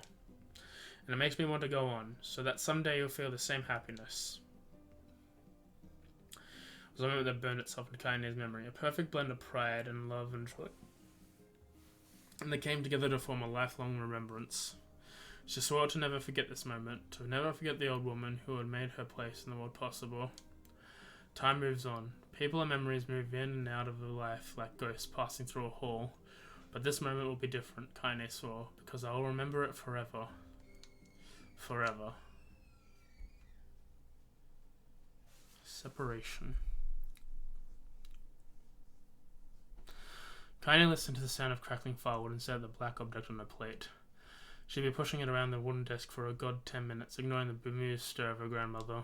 Finally, she summoned her courage and gave the object a brief sniff. A sharp bitter scent flew up her nostrils and made its home there, causing her face to twist with disgust. Grandma, I can't believe I'm going to eat a bug. The old woman threw some wood under the cooking pot and snorted. It's no bug, you fool, it's a berry. Why the hell are we feeding you bugs? Yeah, well, it sure doesn't look like a bug, said Kaine, and I think it's burnt or something because it smells terrible. With that, Kaine held her nose and threw the berry in her mouth, chewing as little as possible. Oh yeah, that's terrible, alright. Why, you little brat, laughed the old woman.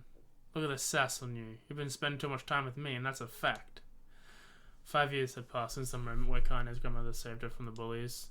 It was often the way two stubborn people. The relationship grew in fits and starts, but moved forward all the same. Meals that used to be somber affairs now filled with laughter and held abuse in equal measure. Kaine could not remember a time when she had been happier. As the years went by, Kaine shouldered more and more of the daily responsibilities. Her grandmother's legs grew weaker by the day, and she could no longer do many of the chores she used to take for granted. And so this morning, found Kaine lacing up her boots, with a breakfast of burnt berry rolling around her belly. Where are you going today? Asked Grandma suddenly. Kaine looked up surprised. No one really asked for specific reasons anymore. I was going to check out the kelma trees and see if they were ripe. Thought we could make some jam or something. Oh, I'm going to pick up some flagstones, so I need to take the wheelbarrow. Flagstones? What in the hell for? Kaine stood her grandmother, had her arm slipping around the home, constructed mostly of cloth, rope, and rubble. The old place sagged as like a boxer in the final round. Grandma, a dying cat could chew through this house. I'm going to build a stone wall so we have some protection. The old woman laughed, exposing a toothless grin to the world. God damn, girl, if a bunch of thieves wanted to ransack this old place, let them come. We've got nothing worth stealing anyway. I'm not worried about thieves, I'm worried about shades. People saw one west of the village yesterday. The old woman tilted her head, stared at her grandmother.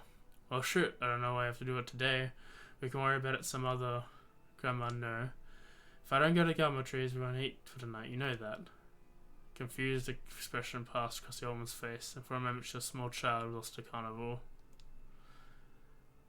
Yes, she said after a bit. Yes, of course, you're right. I'm sorry, Kaine. Lately it seems my mind is... She didn't finish the thought. Instead of walking over to her nightstand, gently taking the wreath of lunar tears from the drawer, the flower's petals had aged to a brilliant whiteness, and Kaine thought it was more beautiful now than the day she first received it. You're gonna be a true woman soon, Grandma said as she placed the flowers in the girl's hair. So that means you less chatter about shades and building defensive walls, and more talk about how beautiful you've become. Annoyed, Kaine reached up to remove the garland, but the look on her grandma's face stopped her hand. You're a beautiful thing, said the old woman. There ain't another like you for all in the world. I'm very proud of you. Okay, Grandma, that's enough goddamn compliments for one day. Such a mouth on you. Where did that come from? Gee, I wonder. I'll teach you to sass me, girl-yard grandmother. Suddenly, she lurched forward and grabbed Kaine by the ears, pulling her around the room with a crazed grin on her face. Grandma, yelled Kaine in a cracking voice. Grandma, stop it, what the hell? The old woman stared at her and blinked, then slowly held her wrinkled hands out. This was the first time she'd ever seen them. Oh, I don't know what happened there. I'm sorry, girl. Sometimes the mind just... Kaine thought looked at Grandma's face the most heartbreaking she had seen. Listen, maybe I should stay home after all. No, I won't have you stay here to keep an old, codger like me. You go get your fruit and your wall and whatnot, I'll be fine. And when you come back, I'll have a nice grasshopper dinner waiting for you. Kaine rolled her eyes, then kissed her grandmother on the forehead and made ready to depart, trying desperately to ignore the worry that was gnawing at the walls of her heart. Kaine could feel the woman's eyes watching her move down the path. Don't turn around, don't turn around, don't turn, she told herself, but in the end the temptation was too great. She spun her heel for one final look and saw a small bent woman standing in front of a ramshackle hut with a sad expression on her face. God, she looks so old now. It's like the wind couldn't reach down and carry her away. Kaine worried about her grandmother all day, causing her work to suffer. What little fruit she could collect was tossed carelessly into the wheelbarrow, and she only found a couple of stones before losing interest in the project. Finally, as dusk approached, she decided to call it a day. Cursing herself for the lack of focus, Kaine pushed the nearly empty wheelbarrow back down the path. As she crested the final hill, she saw the floors in place. The wheelbarrow fell from her fingers and collapsed on its side, sending a few pieces of wrinkled brown fruit rolling down the hill. Her gaze was transfixed by the thick black cloud that hovered above her head. Tracing its path without a finger, Kaine suddenly felt her stomach knot itself. Oh No gods, no. Her grandmother's house was ablaze, the flames licking up as if trying to touch the sky itself. Grandma? Grandma? Kaine ran then, faster than she had ever moved in her life. Once she tripped on a stone and went sprawling into the rocky ground, but she leapt to her feet and continued running, unmindful of the blood that spilled from her wounded hands and knees. As she got closer and closer, Kaine's mind began to race in time with her footfalls. It's too dark, not just fire. Can't be fire, too much smoke. Gotta save her. She burst into the front yard and came to a sudden halt, her worst suspicions confirmed. The smoke came from a fire as mingled with the thick, inky blackness of enormous shade. The massive creature supported itself on 3 twisted feet and achieved a balance through the means of a large arm and tail. Scales, horns, and claws sprouted from its body in a random chaotic pattern, giving it all the appearance of a lizard designed by some insane god. Seeing Kaine, it let out a roar and flicked its tail, sending a small whirlwind spinning around the yard.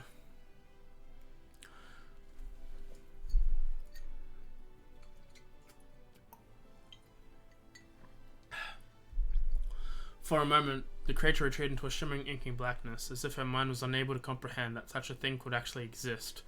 But then the smell hit her, a blend of rotted meat and excrement, and the horror began real once more. The creature bellowed again, and this time Kaine responded with a scream of her own. Alright, you bastard, she thought as she screamed, echoed of the high cliffs around them. It's you and me, let's go. The shade eyed Kaine with a bemused interest. It began looking from her to the house and back again, as if urging her to look at the destructive it had so gleefully wrought. With dread building in her heart, Kaine glanced towards the house. Through the smoke and flame, she spotted a small figure struggling to escape the ruins. Grandma! At the sound of her voice, the woman began waving frantically. She's alive, thought Kaine. Alive! Kaine's legs sprang to life. She raced across the yard towards the flaming wreckage of the house. Before she could advance more than a few steps, the shade opened its mouth, let out a roar, powerful enough to uproot trees and send them flying. The blast sent Kaine tumbling through the air, smashing against the rocky earth. Stars danced in front of her eyes as she ran with her legs erect. Get up, get up, get up, get up, get up, get up, now! As if Kaine struggled to her feet, the shade stopped toward the house and pinned her grandmother to the ground with the tip of a claw. The old woman struggled to move the claw from her stomach, but she might have well been pushing a mountain. She coughed briefly, sending a small spray of blood in the air, then collapsed to the ground, her energy spent. Kaine lurched to her feet, only to fall back to the earth with a grasp. Her ankles were on fire. One foot or both of them was surely broken.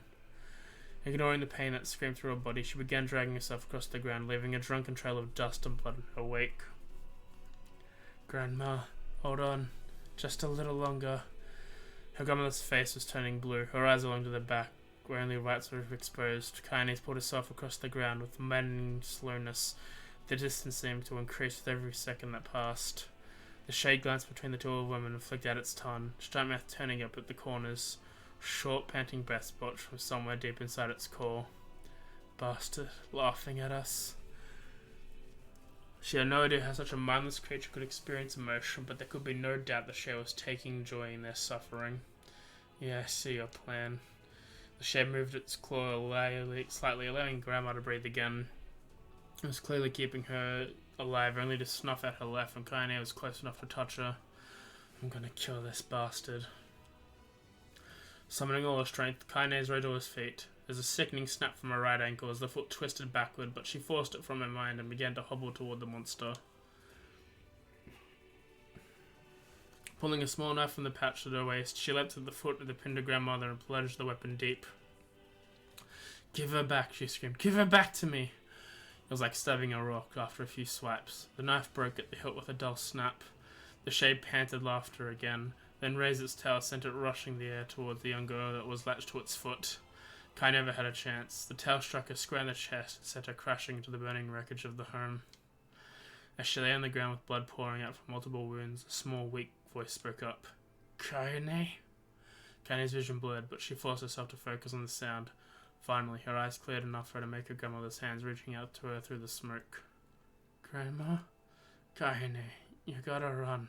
You can't best this one. Kaine grabbed her hands and held on with all her strength. Grandma, come on, we have to go. The woman coughed loudly. One of her hands, slick with blood, slipped from Kaine's grasp and thumped to the ground below. Grandma, no. No. I said run. God damn it. You have to. Have to live. You have to get through. The thought would stay forever unfinished. Before she could say another word, the shade's claws foot distended, smashing through the remains of the roof and down upon the shattered figure of the old woman. Blood oozed from the gaps of the creature's toes as a terrible putrid smell assaulted Kaine's nose once again. She stood at the foot, dumbfounded, convinced that she was seeing couldn't possibly be real. When the creature finally lifted its appendage, all that remained underneath was a twisted, unrecognizable mass of rubble and red. Her grandmother was gone. Kaine blinked, trying to feel the hands that had been in hers just for a moment before. For a fleeting instant, she would remember the warmth of that embrace, the trembling of the fingers, but then the sensation drifted away and the brazen was gone. Memories flashed through Kaine's mind one after the other, faster and faster, until they became a meaningless jangle of noise. Kaine screamed then, a thunderous sound that echoed over cliffs and seemed to roll away forever. The shade edged forward, black ichor pouring from its mouth, dissolving into the smoke in the ground below. The earth shook with every step as it crept toward its prey. Kaine's body slowly raised as it was controlled by a mad puppet master.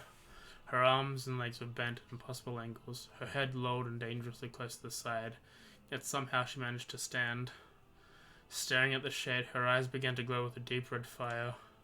The creature, so confident just moments before, took a slow, hesitant step back, trying to discern if this broken human could possibly pose a threat.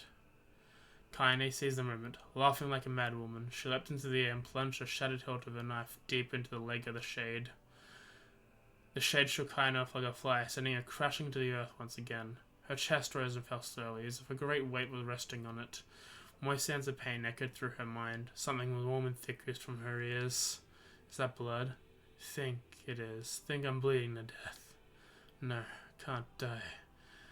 Grandma told me to live. Deep inside Kaine's mind, something finally broke. The sound, the pain, the smoke, and the flames. All of it faded until that all remained was a single incantation repeated over again. Kill it. Kill it. Kill it. Kill it. Kill it. Kill it. Kill it. Kill it. Repeated. Kill it now! As the spark that was Kaine slowly began to flicker and die, she felt a desire to kill and a desire to live blend into one. The distance between heartbeats grew longer and longer and longer.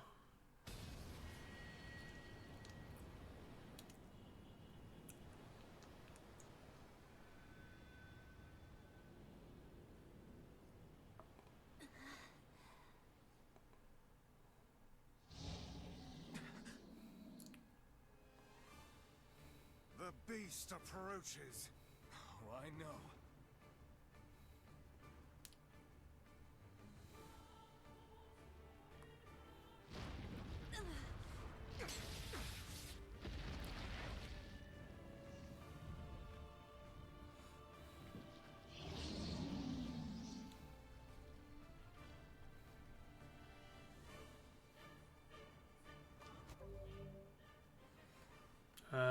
I just wanted to have a look at.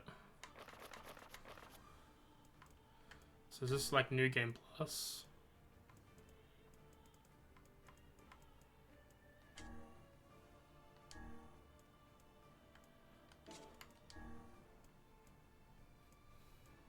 Yeah, like isn't it like it's playing as New Game Plus? Oh, I've only got 25% of the weapons left to get.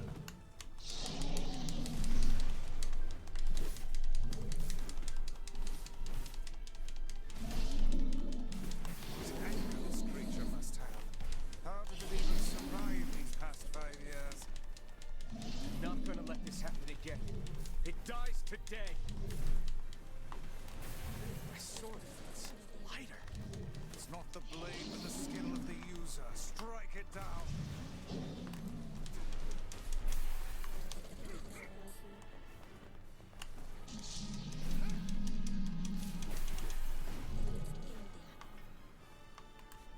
Actually,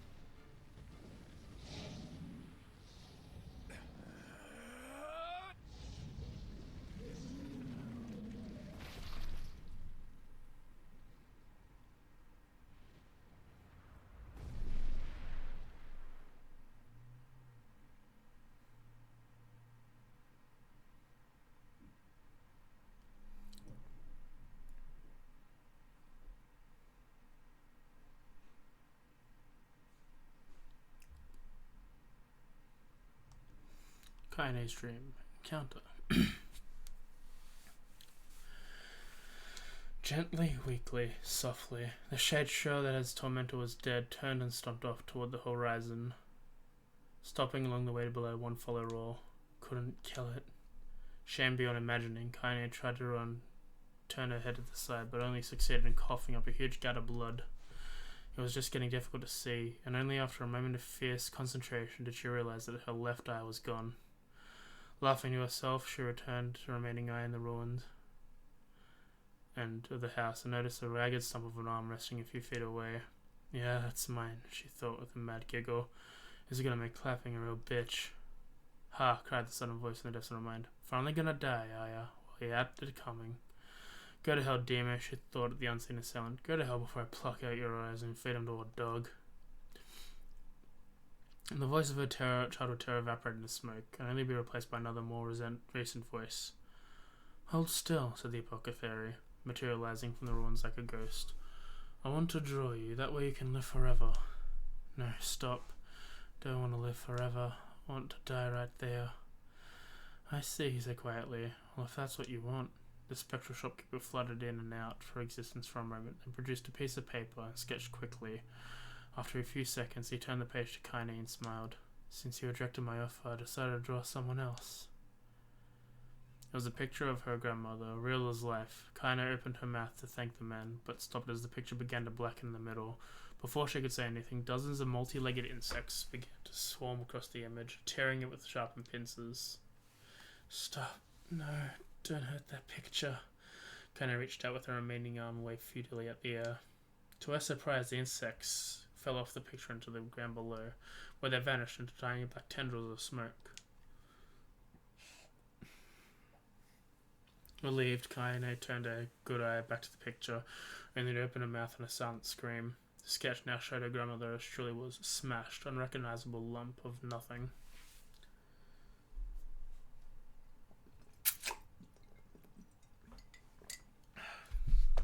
The apothecary smiled and broke into a jolly dance. See that? He cried as he danced to his jig. It's perfect now. She looks just like you. Ha-cha-cha. I look like that. Oh god, I'm gonna die. I'm gonna die. Drowning in despair, Kaine laid her head back in the mud in the smoke of her ruined house and waited for the end to come. But just before she let everything go, an unfamiliar voice began whispering in her ear. Ain't you got a wish, sunshine? The voice was vulgar and fierce a moment, as if instantly found a way to take form. Kaine wanted to scream as the voice caught under her skin, but her lungs refused to work. You know, a wish, like a prayer or something. Why don't you get on your knees and start praying to heaven? Please, invisible man in the sky, save me, save me.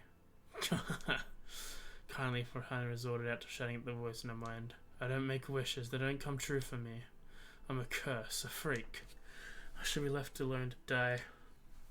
The other voice boomed in her ears. Oh god, you are the best. Kaine glanced down, saw a black, shiny substance oozing from her legs. She tried to brush it away, but hearing her remaining arm would no longer respond. The substance slowly crept around her feet, and then began moving upward to the rest of her body. Is this death? Is this what it's like? Or is my mind just losing itself? She could feel the slime moving upward, feeling the hot stinging pains of left and wake. Whatever else might be happening, she was still alive, and this was real. Come on, said the voice. Let it go. Kaine tried to ignore the voice and concentrate on the pain, but the newcomer had none of it. Don't ignore me, sunshine. You're ready to give up, ready to die, so why not let me have it? Have what? Your body. Come on, give it to me. Give it to me. I want to stand on the ground, feel the rain, taste the wind. The voice paused as if licking its lips. When it resumed, it was filled with mad, unabated joy. I want to take your hands and use them to choke the goddamn life out of people. I want to tear out their throats and bathe in their blood, just like before. In response, Kaine shifted her head and vomited. The warmth of it crept down her foot and mingled with the pain of the encroaching black ooze. Are you a shade? Yeah, maybe. Whatever. The slime reached for her face, crept up past her nose and slowly oozed into the socket of her missing eye. The moment it touched her brain, Kaine was struck by the most powerful sensation she ever felt in her life. It was ecstasy. She wanted to scream at the light, but all she could manage was a small whispered moan. Feels good, don't it? Asked the voice with a chuckle. Yeah, what can I say? I know how to please the ladies. Now give me the body. Come on, give me the body and I'll give you more of this feeling. It's a fair trade. A black lump began to protrude from Kaine's side as she watched it grew longer and thicker, eventually taking the form of a missing arm. I can see better, she thought. My eye must be growing back too. The slime reached up to envelop the rest of her face, but managed to brush it away. Stop, she whispered, marveling at how she regained her voice. Stop. The black ooze hesitated as if considering this request, and then quickly shimmered down her body before it disappeared into a cloud of smoke. What the hell, Sunshine? We had a deal. Thought you wanted to die. Grandma said, can't die yet. A brief image of her grandmother, bloodied and broken, flashed before her eyes. She saw the shade that had killed her and heard its mocking laughter, then closed her eyes and forced the image from her mind. Her whole body was quaking with rage. When she opened her eyes again, they felt burned bright red. That thing took my grandmother. I have to kill her before I die. Kaine glanced down and saw the mysterious pattern. The pattern of the shades burned itself under her left arm. Well, I'll be damned, said the voice cheerfully. Look at that, Sunshine. I think you and me are going to be good friends now. Kaine stared intently at her new arm. The more emotional she felt, the more letters seemed to be ready, punctured to her skin, and began infecting the rest of her body. The arm clearly had a will of its own now. Stop. Gotta stop. Holding her left arm in her right, Kaine took a deep breath and tried to calm herself. Come on, don't fight it, pleaded the voice. Hate's my favorite dish, and I'm hungry. Let it go. Feel the anger. Burn with the fire of revenge. Thirst for blood, and then go out there and... Shut up. Shut up and get the hell out of my body. Your body? Oh, that's rich, Sunshine. Real rich. Look, why don't you just go up and die so I can have this body all to myself? What do you say? I bet there's buddy of yours in the area would love to see you dead. Kaine grabbed a nearby shattered glass and tried to saw off the shade-infected portion of her side. Before she could, her darkened left arm grabbed her right wrist, crushing it. Kaine screamed and dropped the shutters of the bones, crunching as a sound of bone crunching on bone filled in the air. Stupid idiot girl, you're possessed now, Sunshine. Ain't no way going back. The voice laughed again, a loud, long wail that seemed to go on without end. Possessed? Whispered Kaine. Yeah, possessed. You and me? You got yourself what you call a timeshare arrangement. Remember how folks used to think that you're a freak? Well, wait till they get a load of you now. Kaine looked up with the tears in her eyes. The sky seemed smaller, somehow darker. Is this because of that shade? Is this how they get to see the world? So listen, purred the voice. I know this whole possession seems kind of sudden, but it ain't all bad. There's plenty in it for you too. I'm a very powerful creature, Sunshine, and now that power belongs to you. You got enemies, people you want to kill? I can make it happen. That little fat kid who kept picking on you, big old shade that squashed your granny, we'll wrap them up in their own assholes. No more abuse for you, Sunshine, no more pain. Wait, said Kaine. You're a shade. Why would you help me kill another shade? What, you think I'm some kind of racist? Some killing snob? I don't give a goddamn who you murder, honey pants. I just want to drink from that well. Kaine considered this as she struggled to her feet, the power of her shade coursing through her. The smoke from her house was drifting over the wind, and she enjoyed the way the cool evening breeze felt on her new left arm. After a long pause, the voice spoke up again. So, how about it? You and me? We could have some good times together. Look, I'll even take care of the body part if you don't want. Fuck off, arsehole, muttered Kaine. I'll handle the killing.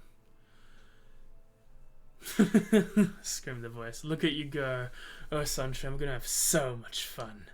So listen, my name's Tyran, and if you ever need me, I'll just be hanging out this piece of meat you call a heart. Now get to it. The more you kill, the more your heart turns rotten and sour. And I like it rotten and sour. Kaine found herself nodding the voice. Yeah, she said. Yeah, I think this can work. I'm gonna find that shade and I'm gonna strangle it with its own guts.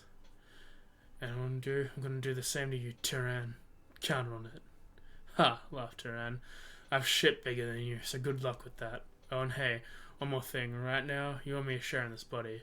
But if you ever run out of hate, if you ever, go soft, then I'm gonna take over everything. So keep on killing, Sunshine, and watch your hack.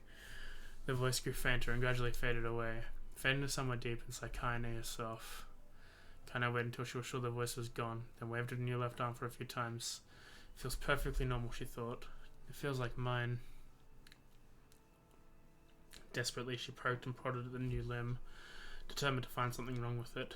She didn't wait to feel something normal. That would mean the creature inside her had already won. I'm not a shade, I'm Kaine. She repeating this mantra in her head. She slowly began digging through the rubble of her house. Be careful to ignore a certain red-stained paw at the corner. Finally, after what seemed like eternity, heartbreaking work, she found what she was looking for. It was the wreath of lunar tears. Though it had only been through hell and back, the garland's petals were as bright as ever. Kaine started to piece it in her hair, and then slowly lowered the wreath and stared at it. I'm sorry, Grandma. I'm so sorry.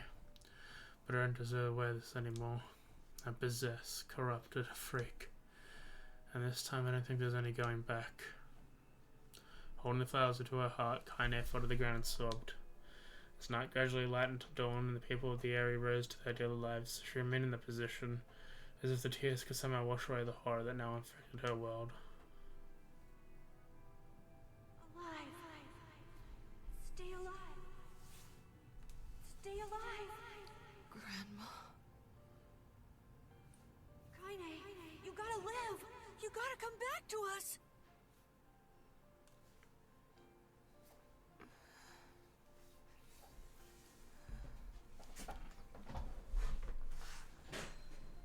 Oh, hey.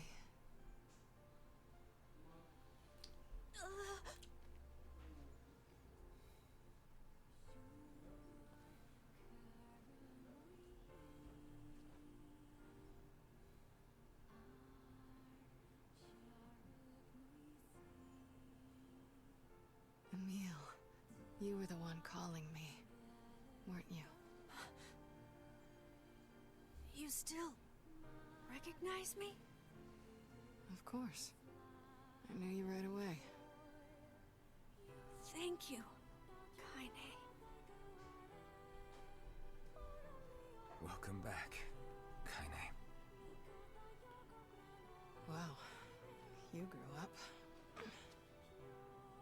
So, how long has it been? 5 years.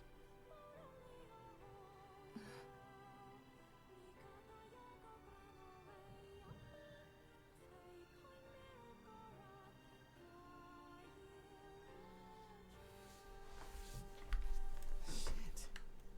That's a long time. Any luck with Yona? We are still no closer to finding. By the way, Is that a lunar tear? it's not as good as your grandmother. No, it's great. Thank you.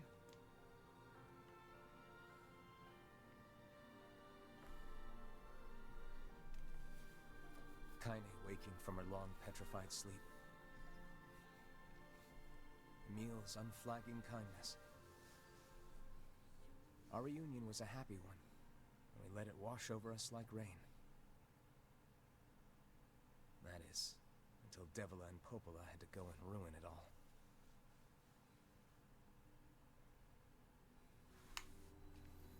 Are you kidding me? Please try to understand. People are tired and scared. This is crap, and you know it. It's okay. We can sleep outside. No one's sleeping outside. You and Kaine saved this village. People are afraid of us. As long as you're still with... Right, Kaine? I'm used to sleeping outside. But We'll see you later. Sorry about that.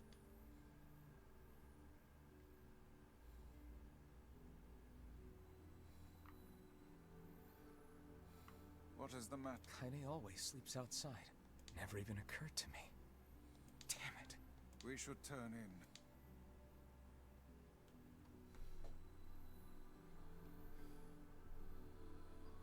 I didn't get much sleep that night. For the first time in my life, I hated Devila.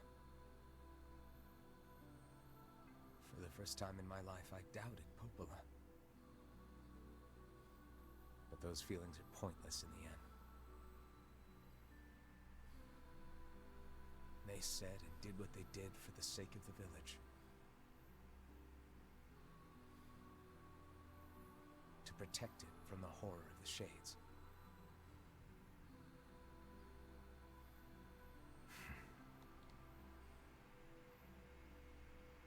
Really, how can I blame Devila and Popola? In the end, I'm just as bad. Because I never once stopped to think about Kaine and Emil's situation myself.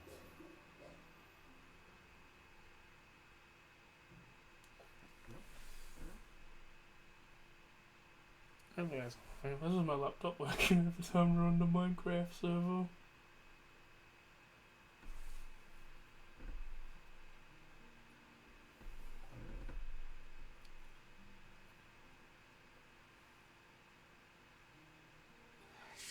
apologized, but what good would that even do? Wait, is that... I'm so happy to get to talk to you again, Kaine.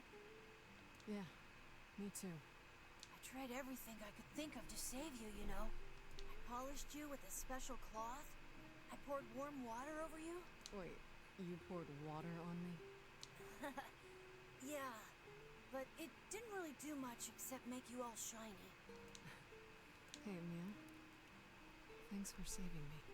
I guess you noticed how I look different now. I'm sorry, Mia.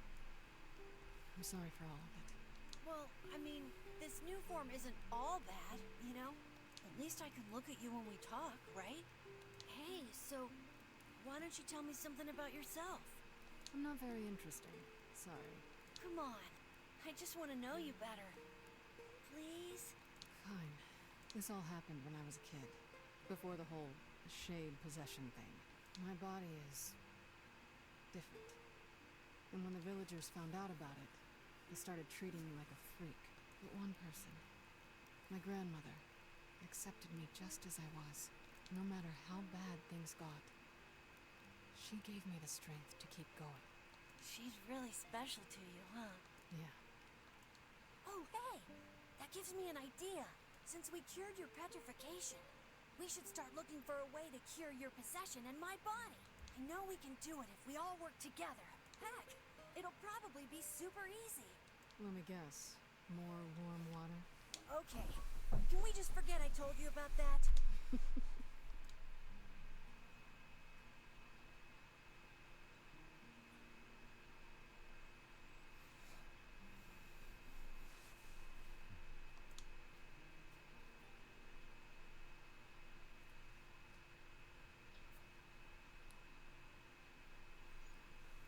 That was nice.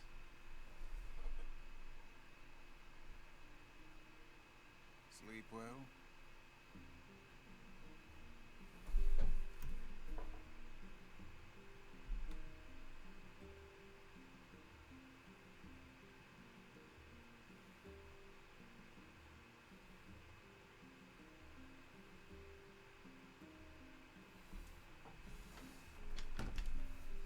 One sec, just need to put something.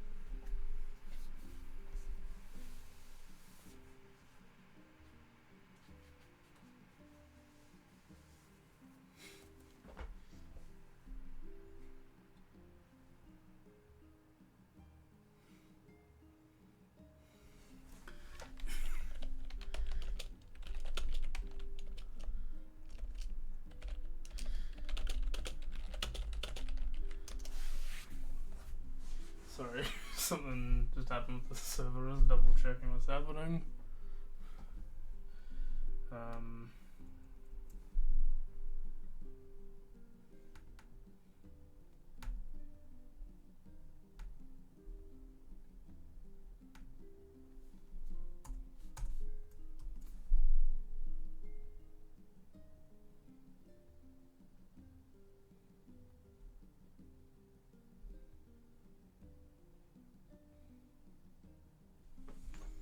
Ooh.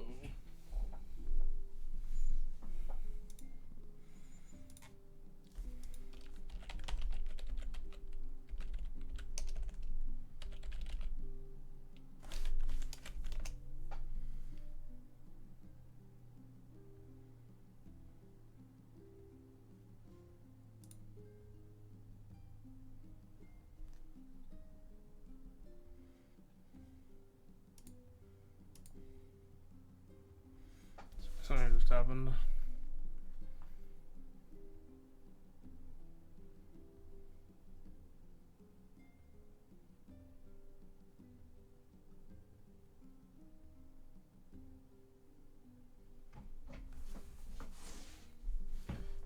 Let me...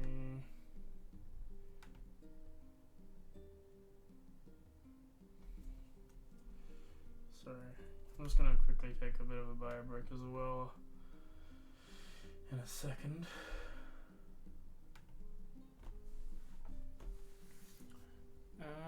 Not sure how much longer we'll go for. A little bit, I assume, but maybe another hour?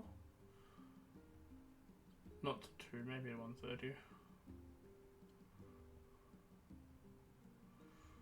Plus these next couple of like playthroughs should be a little bit shorter, considering that I don't have to do as many of the quests. I'm gonna pick them up, and I might as well. I've been saying I'm gonna do them off stream, but I just haven't had the time in between doing stuff I want to do. So I'll consider doing that this week. Hopefully, try and finish those quests. I'm just going to actually. Oh.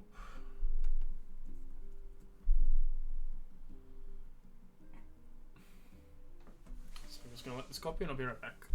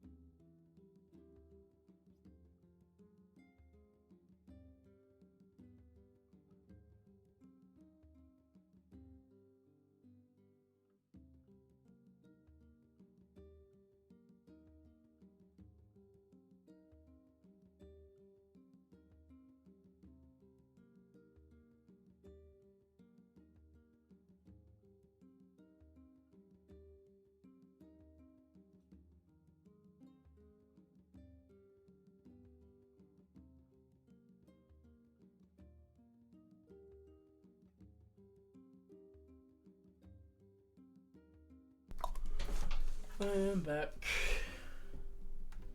Sorry, just gotta do some stuff. Oh, wrong one. Hello, mystery. Hello. Come on, jump me. I ain't jumping up. You can join me on the computer. Okay. Sure. And yet you're red. Don't be so hard on yourself. I need to go see Devlin. Very well.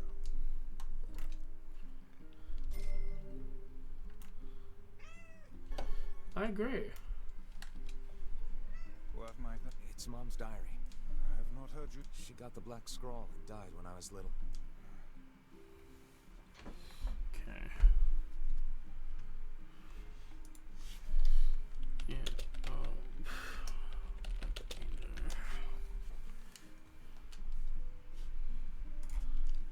My apologies. It's all right. This is the only thing reading it helps remind me. I see. But the final entries. In what way? Well, here, take a look.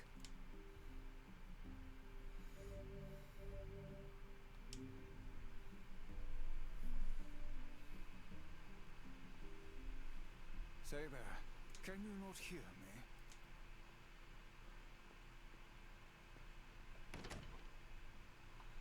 Oh yeah, this is Why are you standing about like a slack-jawed ninny?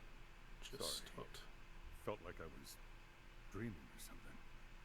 Sleeping on one's feet is quite the talent indeed. Come now. There's the door. Right. Let's go. So I just wanted to have a look at. So the last thing I did was. Yeah, the last thing I did was Frasier.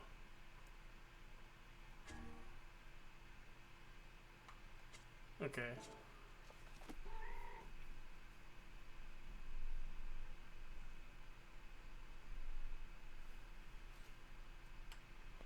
So this is just Stolt.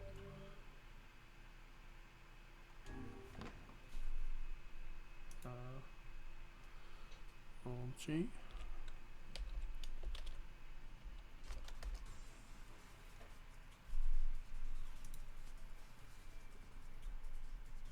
This is the Resaca episode.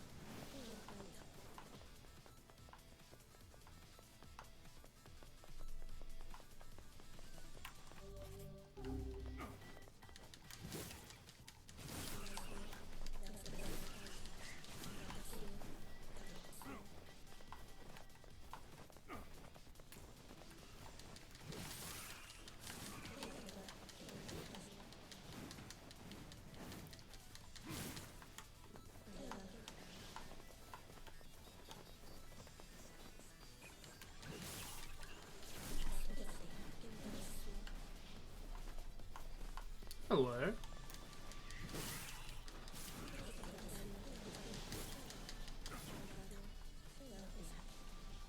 I love this track. Whatever the fuck this is fucking dirt. I think it's a remix of Pioneer. Or one of the tracks.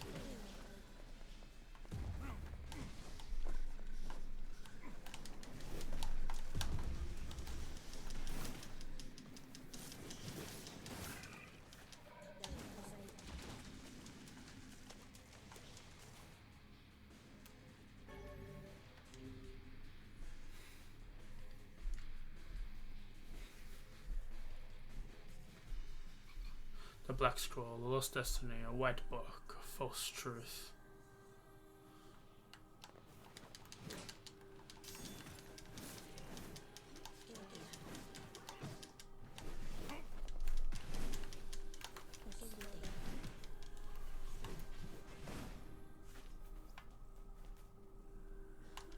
Sorry, my cat's sitting on my keyboard, so I'm just trying to make sure she's not pushing any important buttons.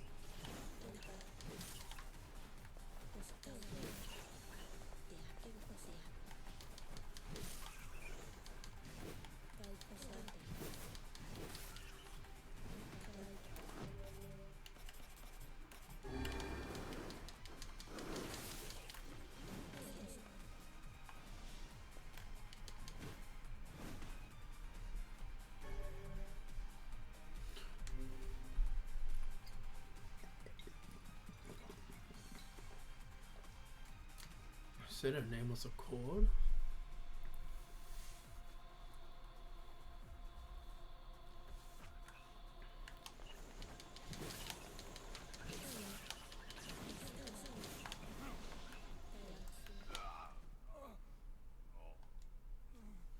I should have eaten my drink.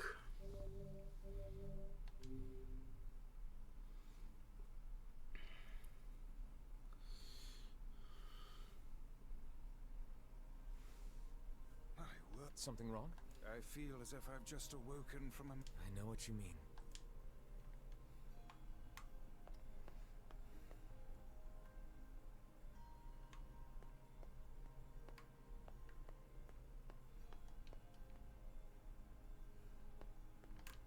The dire... Yeah.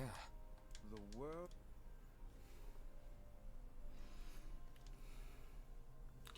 He's a king. Oh.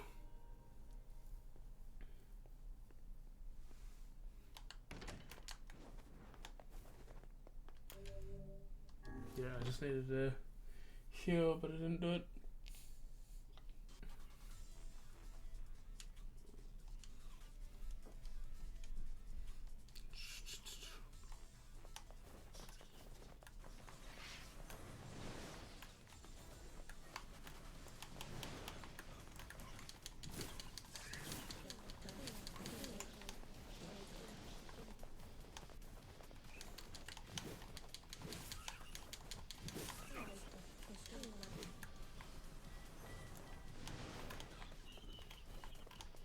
Ba-da-da.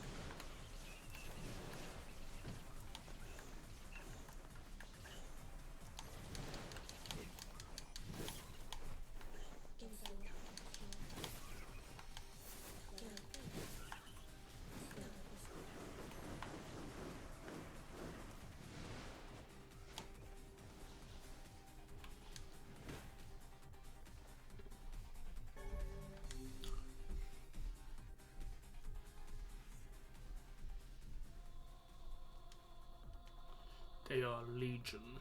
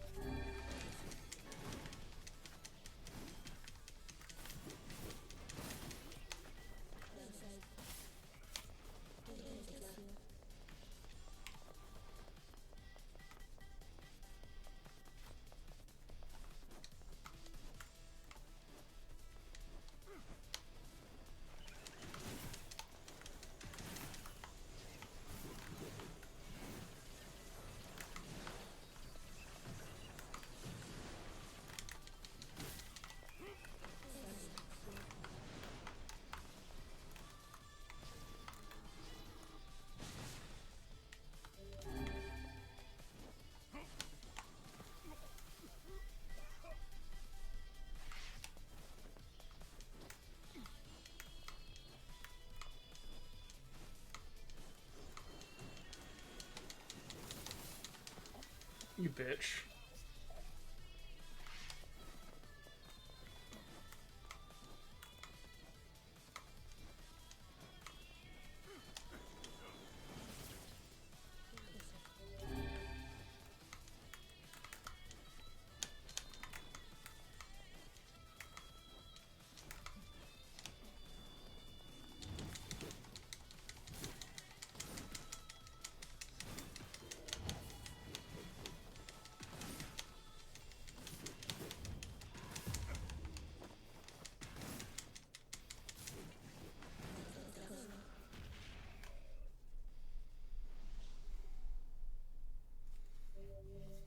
Kabuki.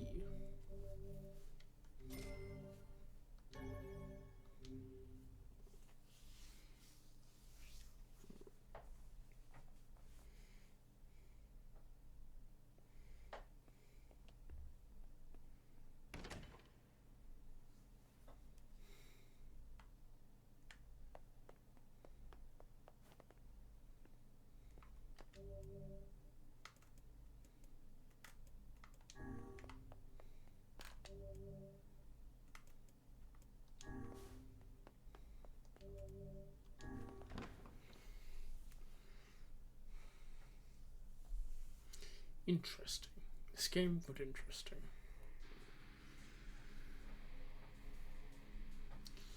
One that will never see light.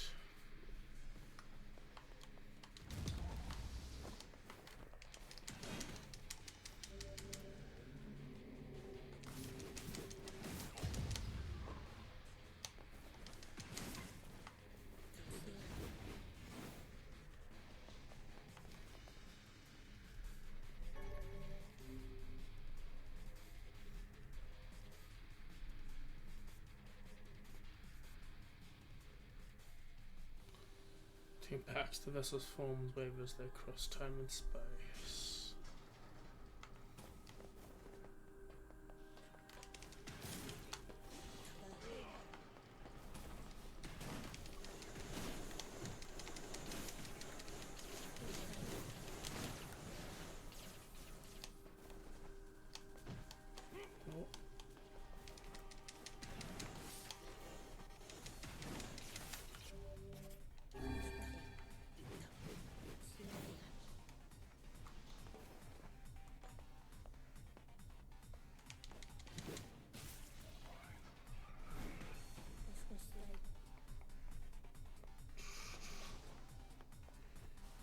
The frames.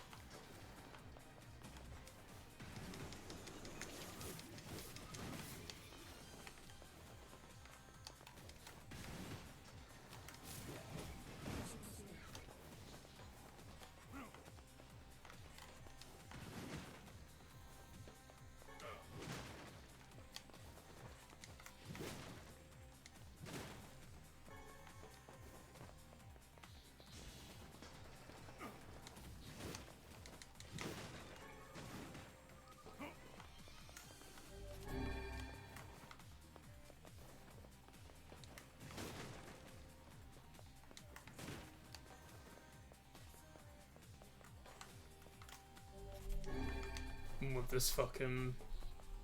I want this version. I need to download this song, it's fucking great. It's like, it's just the Song of the Ancients remix. Seems we have been shut.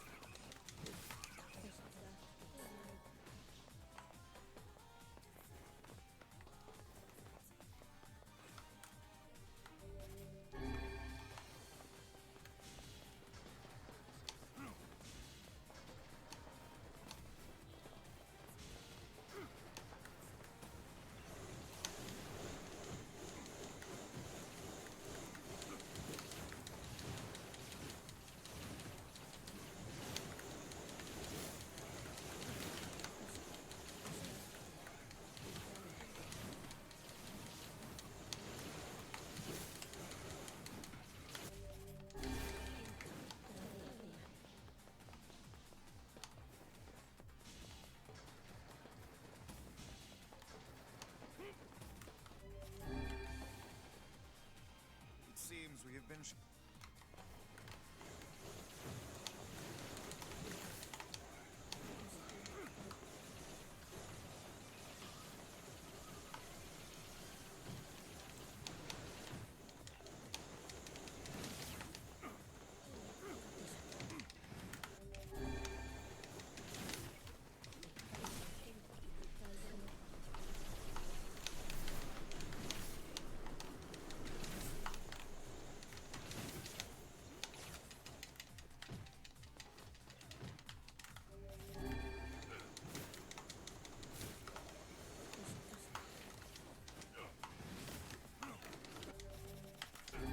Missy. Of.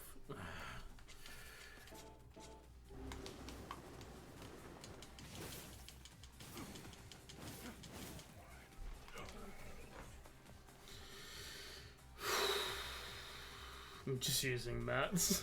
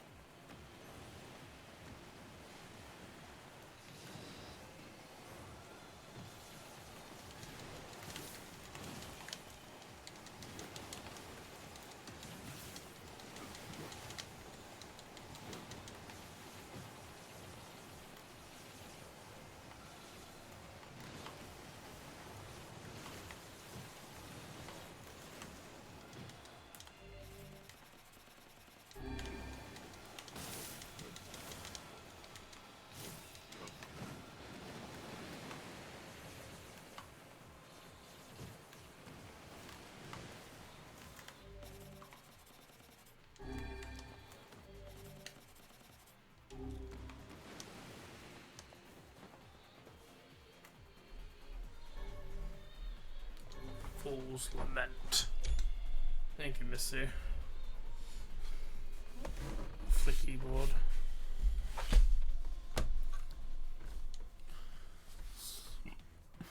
playing with a handicap.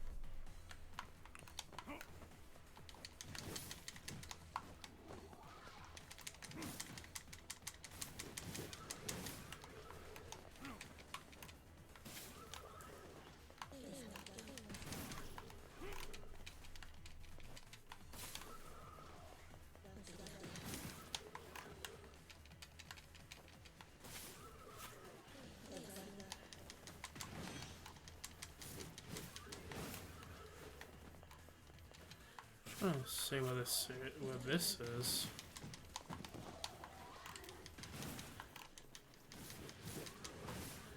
I guess this has got to be in the before.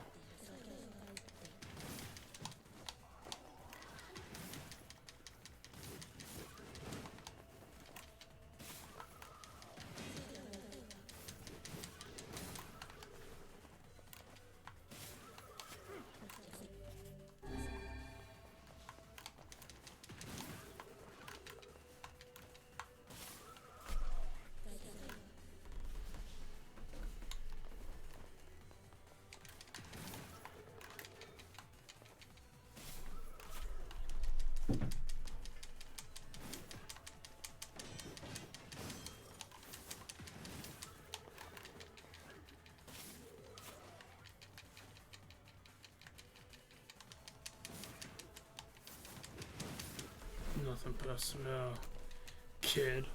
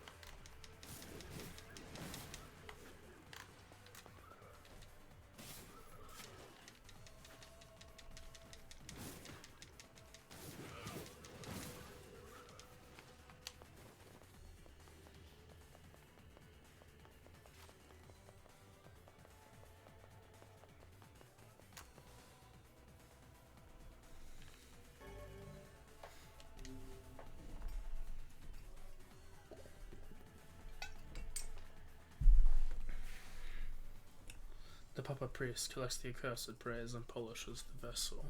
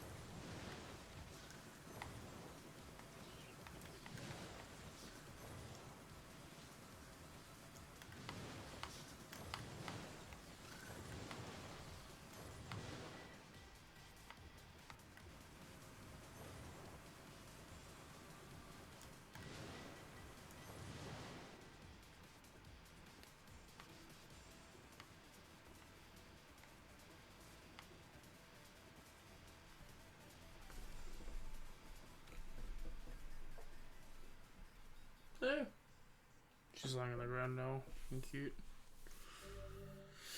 Samurai.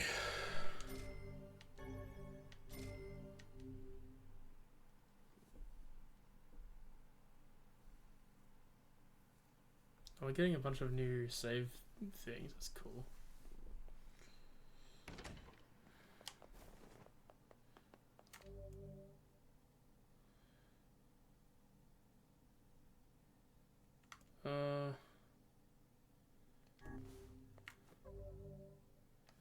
Well, 32. We'll give it a go.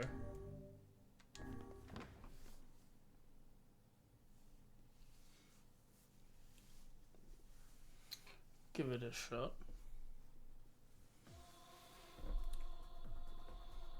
So long as the memory exists, so long as mankind is served, a bloody battle will be waged over the holy domain of the holy.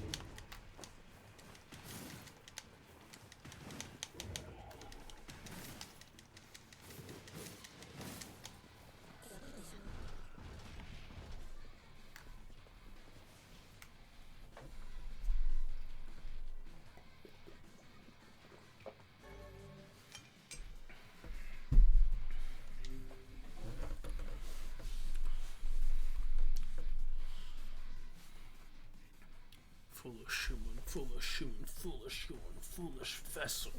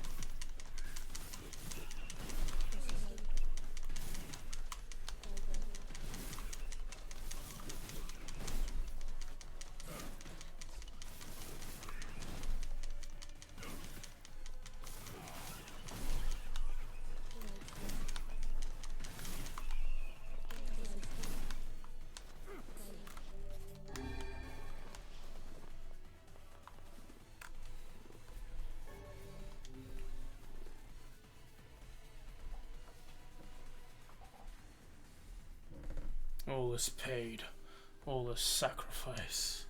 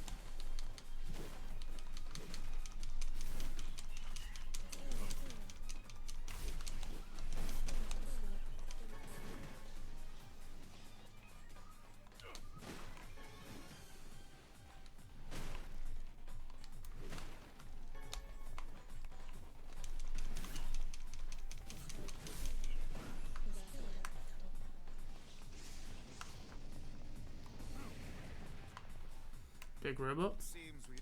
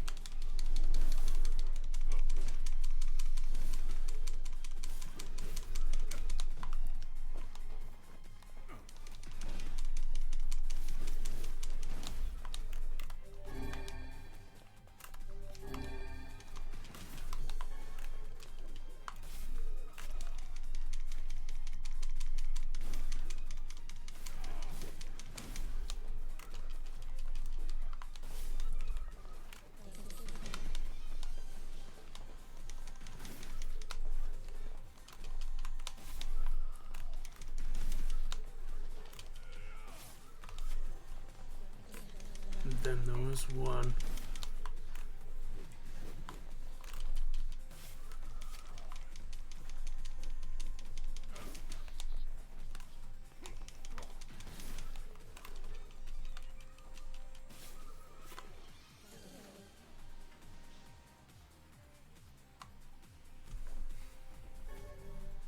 Fool's Accord.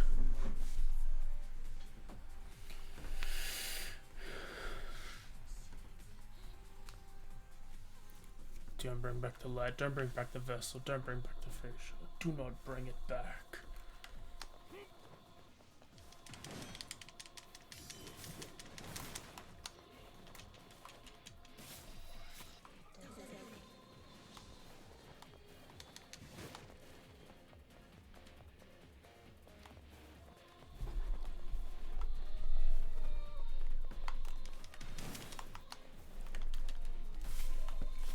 Hey, miss.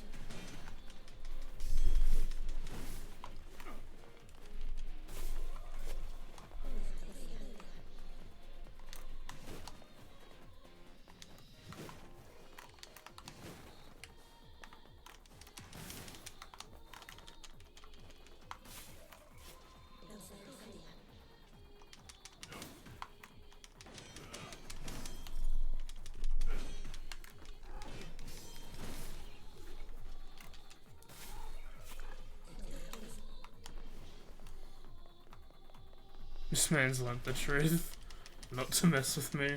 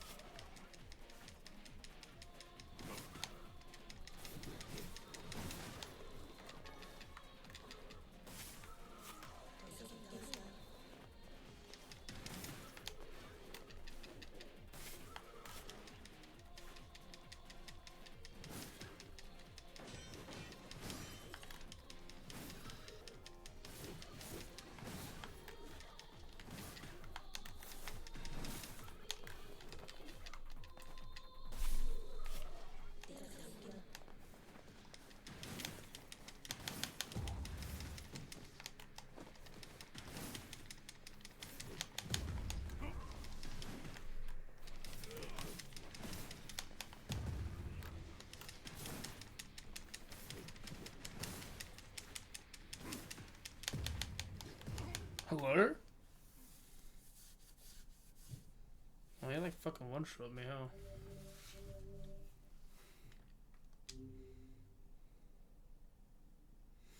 Well.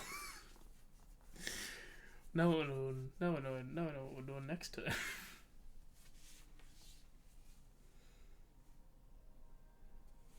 My word. Something wrong? I feel as if... I know what you mean.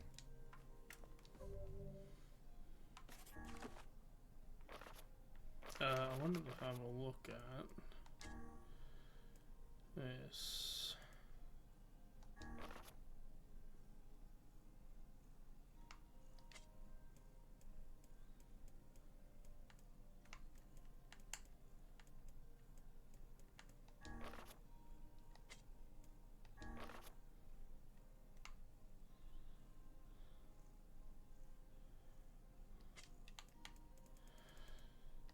I guess I don't have the...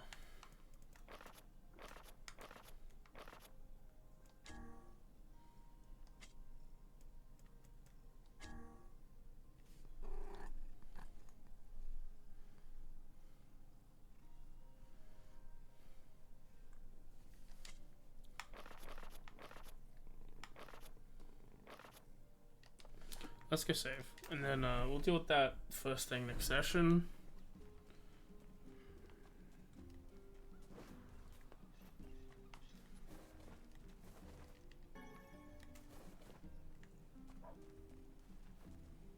Yeah, it's double and purple, yeah. Alright. Well, that was fun. I liked that a lot.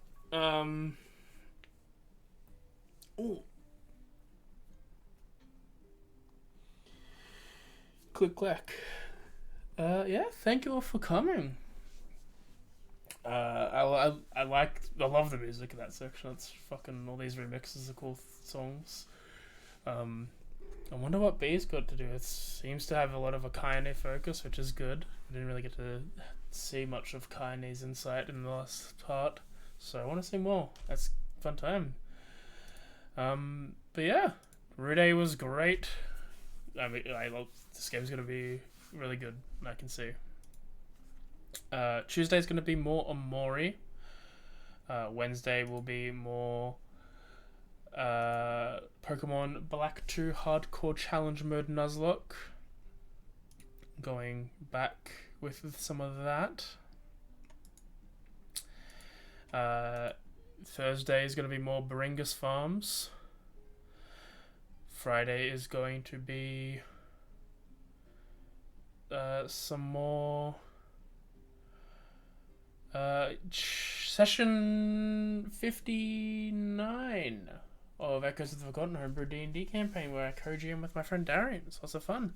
And we're back next Saturday for more of this, more NieR. It's a good time. Let's send you off to someone playing the game, I reckon.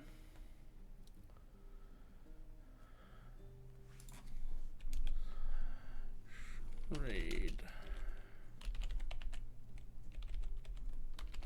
Alright. Thanks for showing up. Hope you all had a good time, and I'll see you all later. Bye-bye.